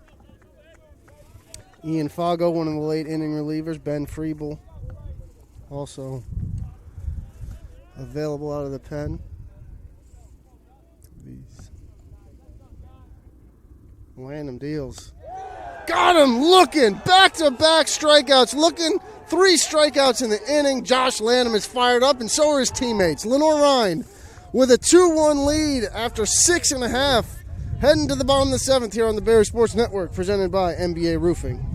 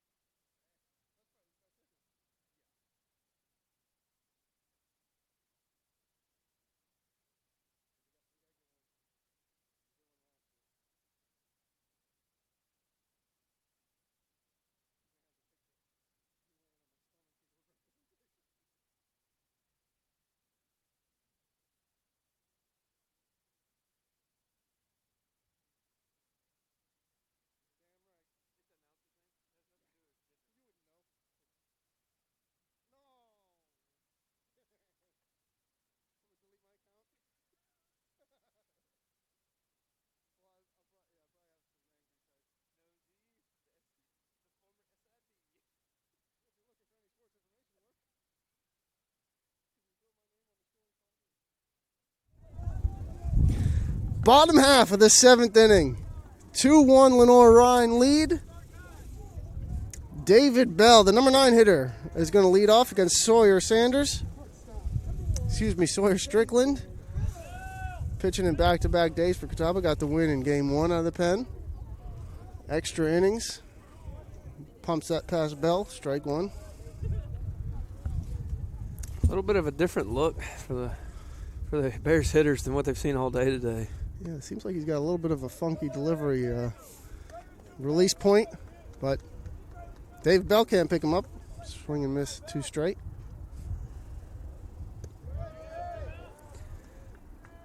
We see it for a long time because we're looking directly at him, but it seems like he keeps it behind his body pretty well and then leads with his elbow, which hides it even longer. Not close on his last 2 pitches. 2 balls, 2 strikes. Lanham active on the third base line. David Bell, base knock, leading off the inning. Big to get that number 9 hitter on, leadoff hitter of the inning. And as you mentioned, you wanted to see some production from the bottom half of this lineup, and they have delivered. Bell with his 2nd hit of this game, 2 for 3, and E.J. Rennell, fresh off a solo bomb in his last AB. EJ's got this timing down from that last at bat. Looking to see this club try to find another way to push another one across and increase the lead. See what Rennell and Coach Ramirez. That's going to be a foul ball off his hand as he went to swing. And that ball kind of elevated after the release, it looked like, and that stings. It stings every day. It stings even more on a cold day like today. Probably stings a little longer. on a day like today. Coach Ramirez going to go check on him, hopefully. It's almost as if he got his hand pinched between the knob and the hand, that little fatty piece of the hand below the pinky on the palm. And he might be. Trainers are coming to take a look at EJ. Shaking that right hand, maybe just cold, blowing on it a little bit. I'm sure it don't feel too good. You mentioned a cold day like this. Stephanie Dudzik, the athletic trainer for the Bears. Athletic training staff here at LR has worked tirelessly to keep the Bears safe this year. Big shout out to Mike Flicker and his staff, as they already are some of the most work the longest hours during the year, and then you throw COVID in their ability to try to keep the Bears safe. They are working hard this year. Just about a week away from National Athletic Trainer Month, month of March. Shout out your trainers. Appreciate all the work that they do. Rennell fouls that one straight back. Strickland ahead. Second straight batter. He's got ahead of 0-2 on. Although last time Rennell was down 0-2 in a count, he set one over the left field fence, tied the game up at 1. After a guy gets hit in the hand like that, as a pitcher, I go back in. I want to throw the fastball in, just try and test that hand. Elevated the fastball there. Looking down to Chris Ramirez to get the sign. 1 ball, 2 strikes. Rennell steps back in. David Bell on the first leadoff base hit. Strickland sets and pickoff attempt at David Bell. Back in plenty of time.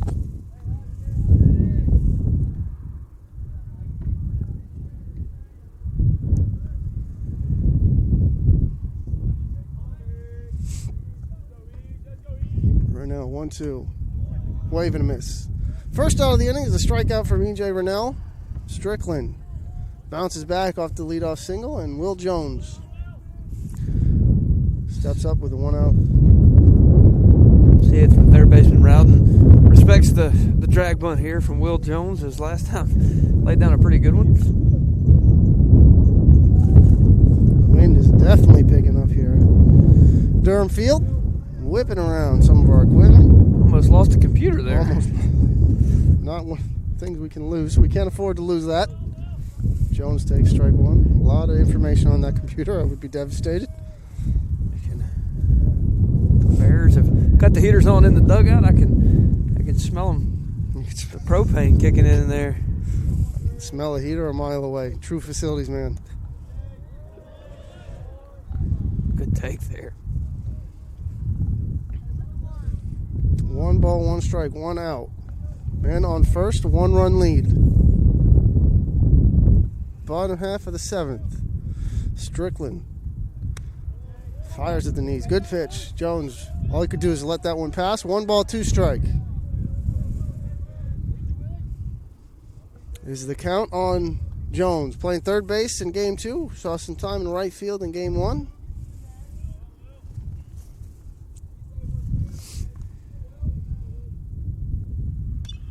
Fouls that one. Good spoil. Seeing the Bears hitters chase a few pitches up in the zone, as the strike zone has been a little bit more elevated this game than it was in game 1. That pitch was probably a borderline strike, even though it looks like it was up. Jones had to foul it off, stay alive.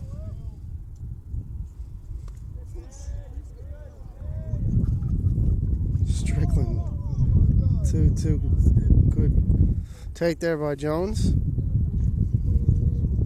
Ball gets away from the pitcher. Everybody's reset. 2-2, 1 out, man on first. Lenoir-Rhyne leads number 8 Catawba 2-1, looking to complete the day 2 sweep and earn the split of this 4-game series, but still 6 outs to get. We saw this Catawba team trail by 1 in game 1 of this series in their last at bat. Solo home run sent it to extra innings, and they got a 3-run top of the 8th. to salvage game one. Got a win in game two, 5-4. A no-hitter in game one by Andrew Patrick. Bears won that one 4-0. And 2-1 today. Just 4 well-played games. Got to be a positive sign for this Lenoir-Rhyne program against one of the standouts in the conference, the region, the nation. This is a tough matchup early in the year for the Bears, but one that they've handled pretty well. Got to find a way to close out games when they're close like this one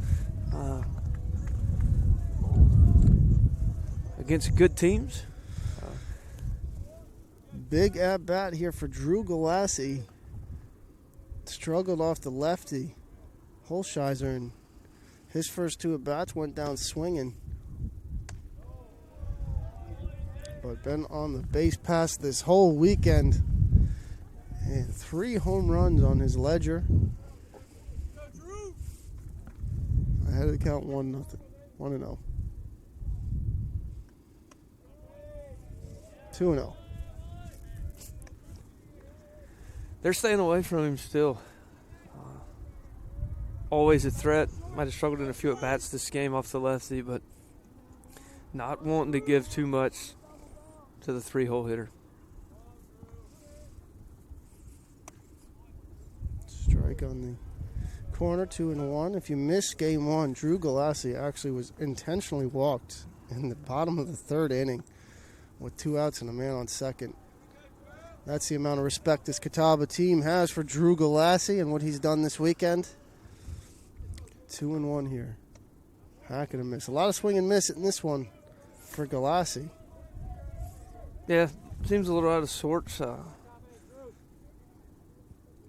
Maybe Catawba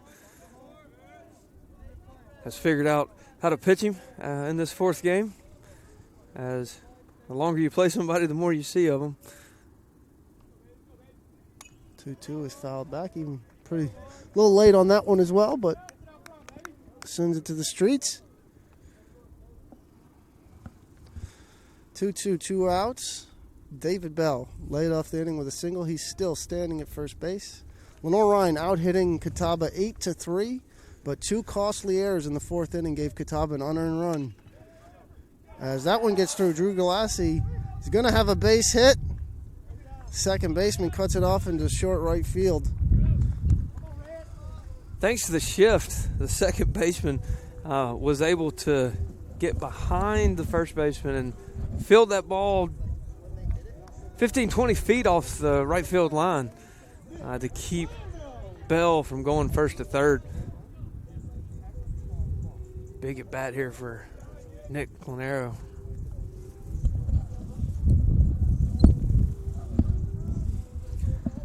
Mound meeting from catcher, new Catawba pitcher here. We want to make sure everybody's on the same page with their sons. Strickland got a rubber arm going in back-to-back days, but out of the bullpen. Trusted in some big spots from this Catawba staff, but that might see the end of his day. It's Coach Gant out of the first base dugout. And see if he's going to take the ball or... Yeah, he is. He's going to take the ball. We're going to have a pitching change here. We're going to take a quick timeout on the Bear Sports Network, presented by NBA Roofing, and we'll tell you all about the new pitcher when we get back.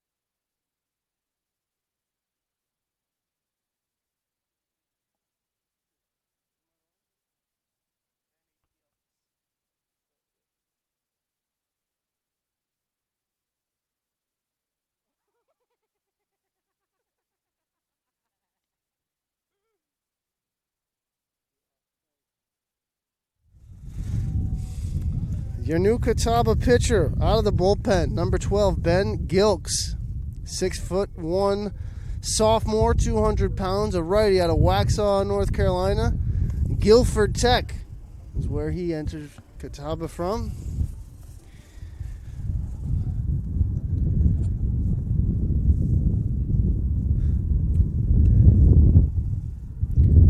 Gilks, the righty, on with 2 outs in the bottom of the 7th.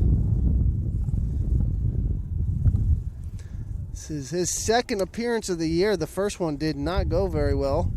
1 inning pitched, 3 hits, 4 runs. 3 of those were earned, a walk and a strikeout, a 27 ERA, but he earned the win. And that one shows how wins and losses can always be indicative of a pitcher's performance. 1-0 with a 27 ERA.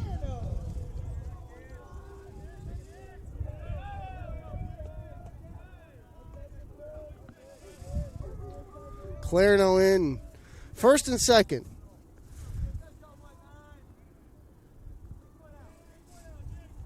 Gilks checks the runner at second. He's going to step off. David Bell, the runner on second base. Galassi on first. Bell led off the inning with a single. After pairing outs, Galassi pounded one through the right side. And Clarno way behind that one. As the sun begins to set, and got some pretty big shadows. Pitcher in a little bit of the sun, maybe half and half. Maybe making it a little tough for Clarno to pick this thing up out of his hand. Plus a new pitcher, you add that in. Wave and a miss on the first one, but takes for ball 1, evens the count. 1 ball, 1 strike. Lights cutting on here at Durham Field. Through the power of a cell phone. Technology's great. I was thinking to myself, the light should be on, and I remembered that I might You're in just turn charge them of on. Whose job is that? Oh, wait a minute. 2 balls, 1 strike. Luckily, technology has allowed us to turn them on remotely. Wearing a lot of hats at the Division II level, but we love it. 2 balls, 1 strike. Nick Clarno, big AB here for the Bears, looking to push across. Can't even call it an insurance run. Pushing across an extension of that lead. 2-1 Lenoir-Rhyne lead right now. 3 balls, 1 strike.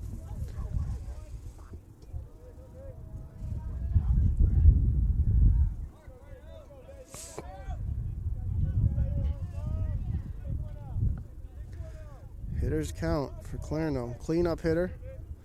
2 men on. Grounds it to third. Up with it and throw across the diamond is pure. 5-3 ends this 7th inning for Lenoir-Rhyne, and the threat is put to waste by Gilks. But Lenoir-Rhyne leads 2-1 after 7. We'll have a pitching change when we come back on the Bear Sports Network, presented by NBA Roofing. Fargo.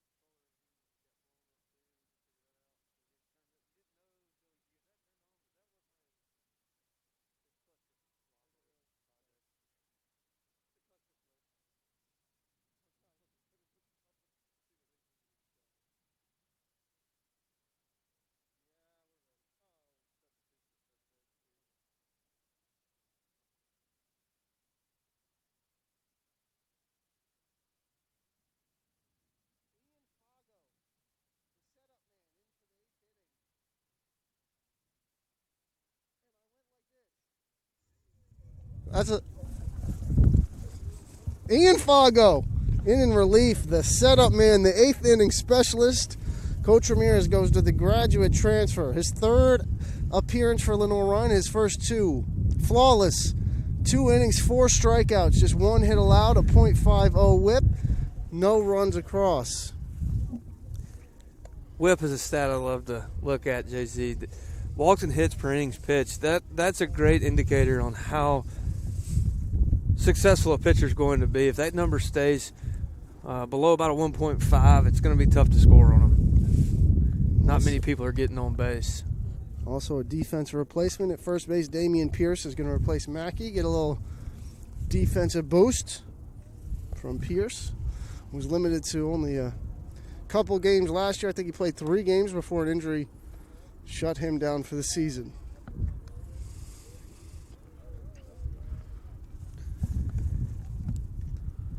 Fago completing his warm-up pitches.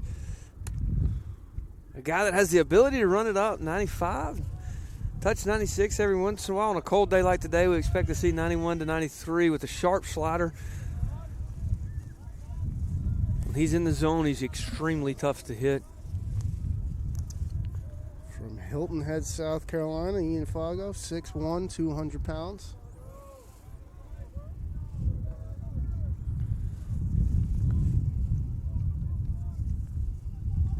This is the one we need to be careful with, Jay-Z, is this. We could see a left-hander late on one coming our way this way.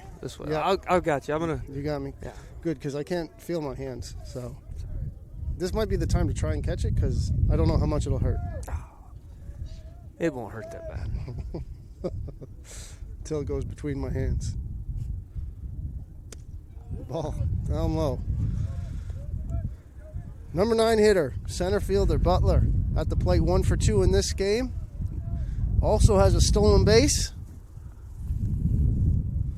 One of just 3 Catawba hits in game 2.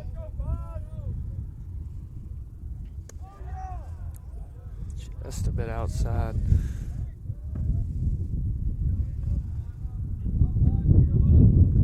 Fago resetting, taking his time between this pitch, getting back in the groove. A really important count here, 2-1. Don't want to go 3-1. Want to win this count right here. Fago sets. Deep breath and delivers. I wasn't far off as that Getting ball close. enters the bullpen, but in the 5-inch gap between the pole and the brick wall. Pretty impressive. Impressive placement. Making me nervous. I need that shot in my golf bag.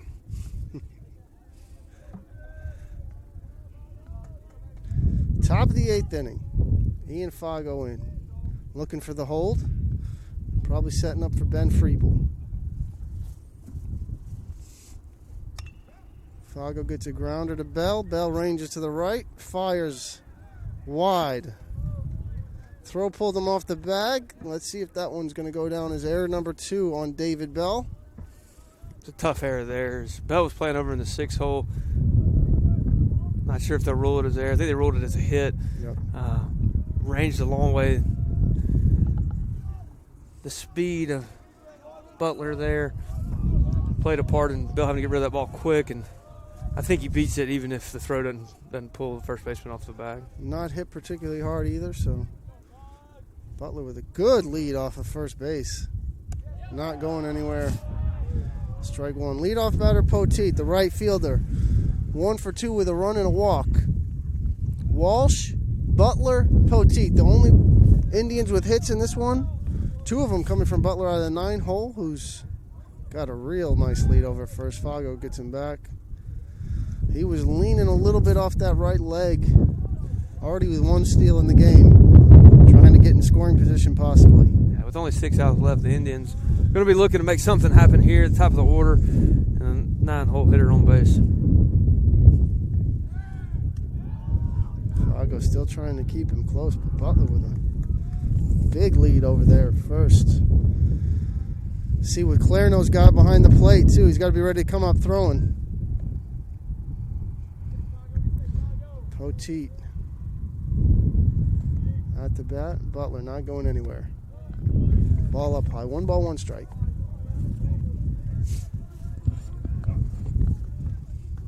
he's definitely getting his timing. He's definitely thinking about eventually having it still second. Might have to wait to see if something happens here with no outs. If they get one out, maybe run, might be running here, and this 1-1 count. Down low. 2 balls, 1 strike. Poteet, the leadoff hitter for Catawba. Butler on twice in this game, 2 base hits out of the 9-hole. 4 hits total for Catawba, none in game 1. Andrew Patrick, standout performance in his second career start. No hits, the Indians. Fago, down low again. 3 balls, 1 strike. Fago missing low, needs to shorten stride up just a little bit. Try to make an adjustment here. Put the ball back. It's a 3-1 count.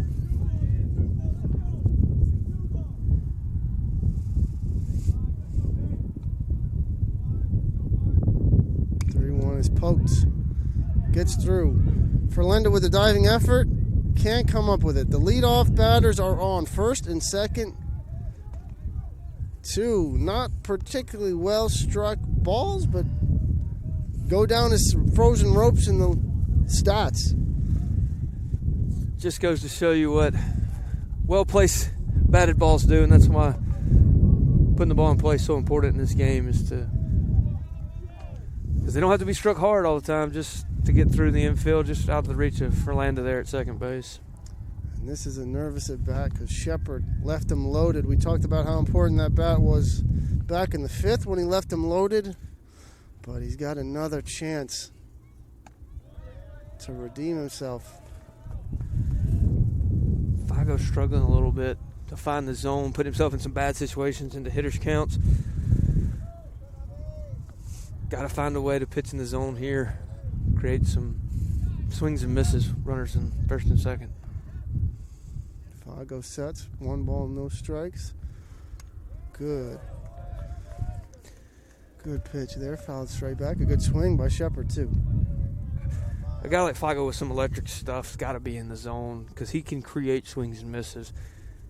He can create his own issues in the zone with his pitches, where some people like me have to pitch and hope that the hitter messes up. Just falling behind the last 2 hitters here. 2 balls, 1 strike is the count.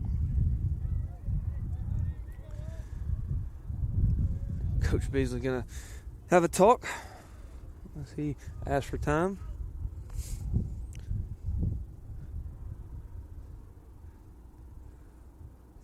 Sun almost completely down behind us, only the outfield still in the sun. I wish I was the left fielder right now. He's still soaking up the sun.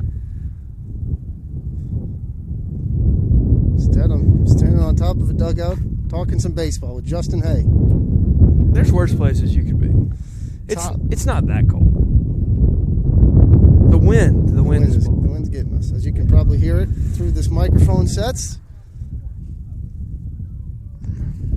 Wherever you are and wherever you're watching, we appreciate you joining us on the Bear Sports Network, presented by NBA Roofing.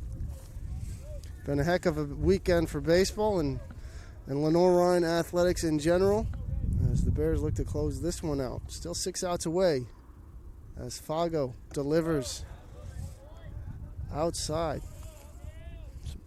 Double-barreled action in the bullpen for the Bears. Freeble. Can't tell who the other one is. It's a long way away. Freeble sets. Excuse me. Fago sets. Delivers. Hits the corner. 3 balls, 2 strikes.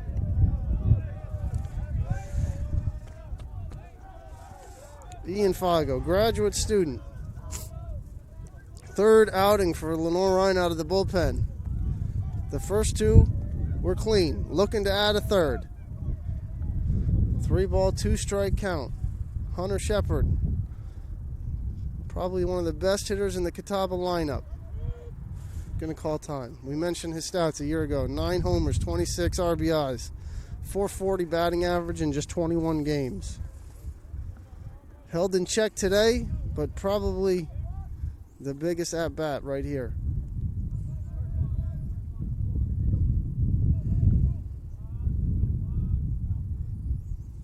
Runner standing, but Fago walks him. Loads him up. And you talked about the whip statistic. How many base runners do you allow in an inning? And right now, they're loaded. Yeah, the leadoff hit. Leadoff 2 hits. Yep, and 2 then followed up singles and a walk. with a walk there.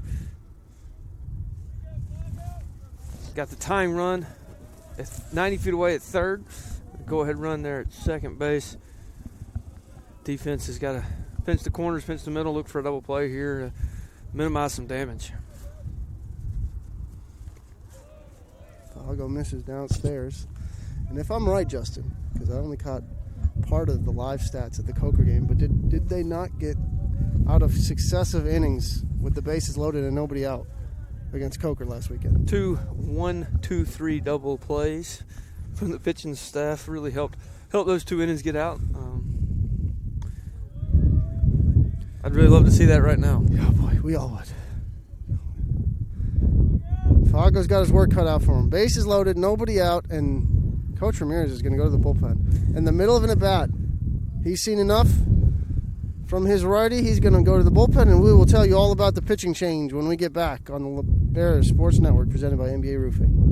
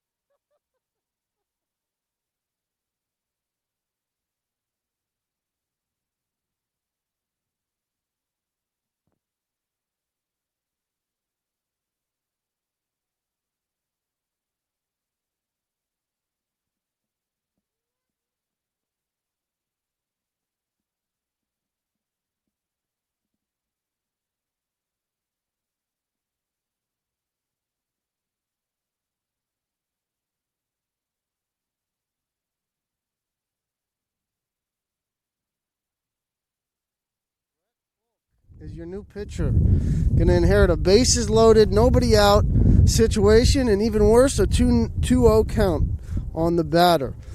Falk, his third appearance of the season, all out of the bullpen, 2 innings, no runs, no hits, no walks, 3 strikeouts. Retired all 5 batters that he's faced. Is the right-hander. Falk with a lot of experience in the bullpen for this Lenoir-Rhyne squad.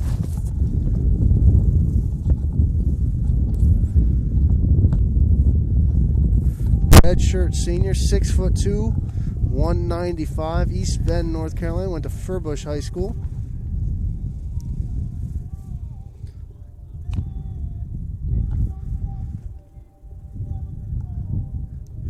In his career, 57 appearances, 49 of them coming from the bullpen, 90 innings. Been here since 2016, Justin. Longer than you and I have been. He's been, that is true. And he's inherited a little bit of a situation here. What relievers live for. Yeah, it doesn't get much dire than this. Much more dire. Bases loaded, nobody out, and you're already down 2-0. So, Folks a strike thrower.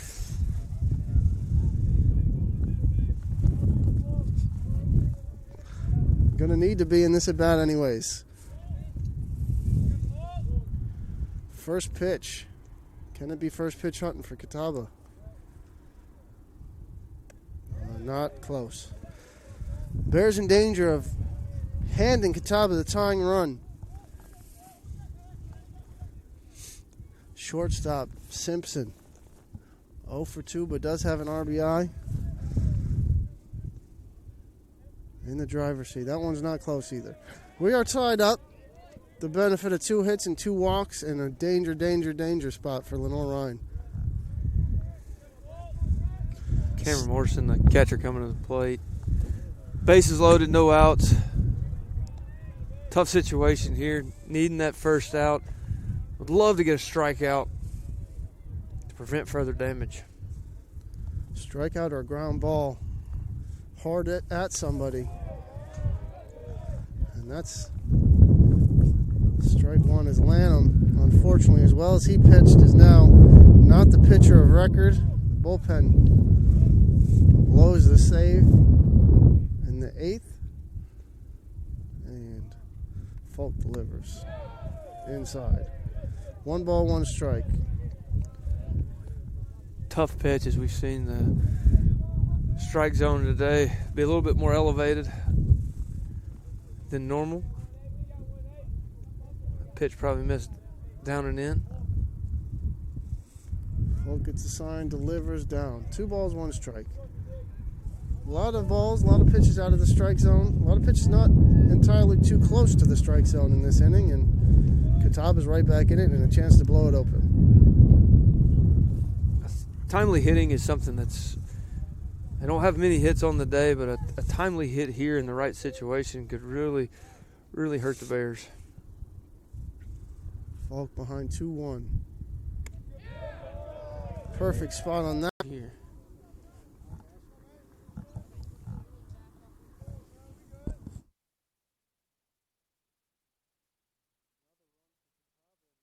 Inning a 5 spot to take a 6-2 advantage. The Lenoir-Rhyne bullpen. Tough one for the pen. All 5 charged to Ian Fargo and Brett Folk.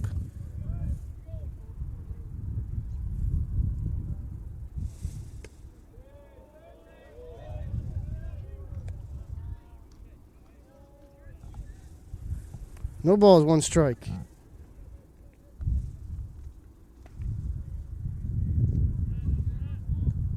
Trenton Walsh is the batter for Catawba, the left fielder.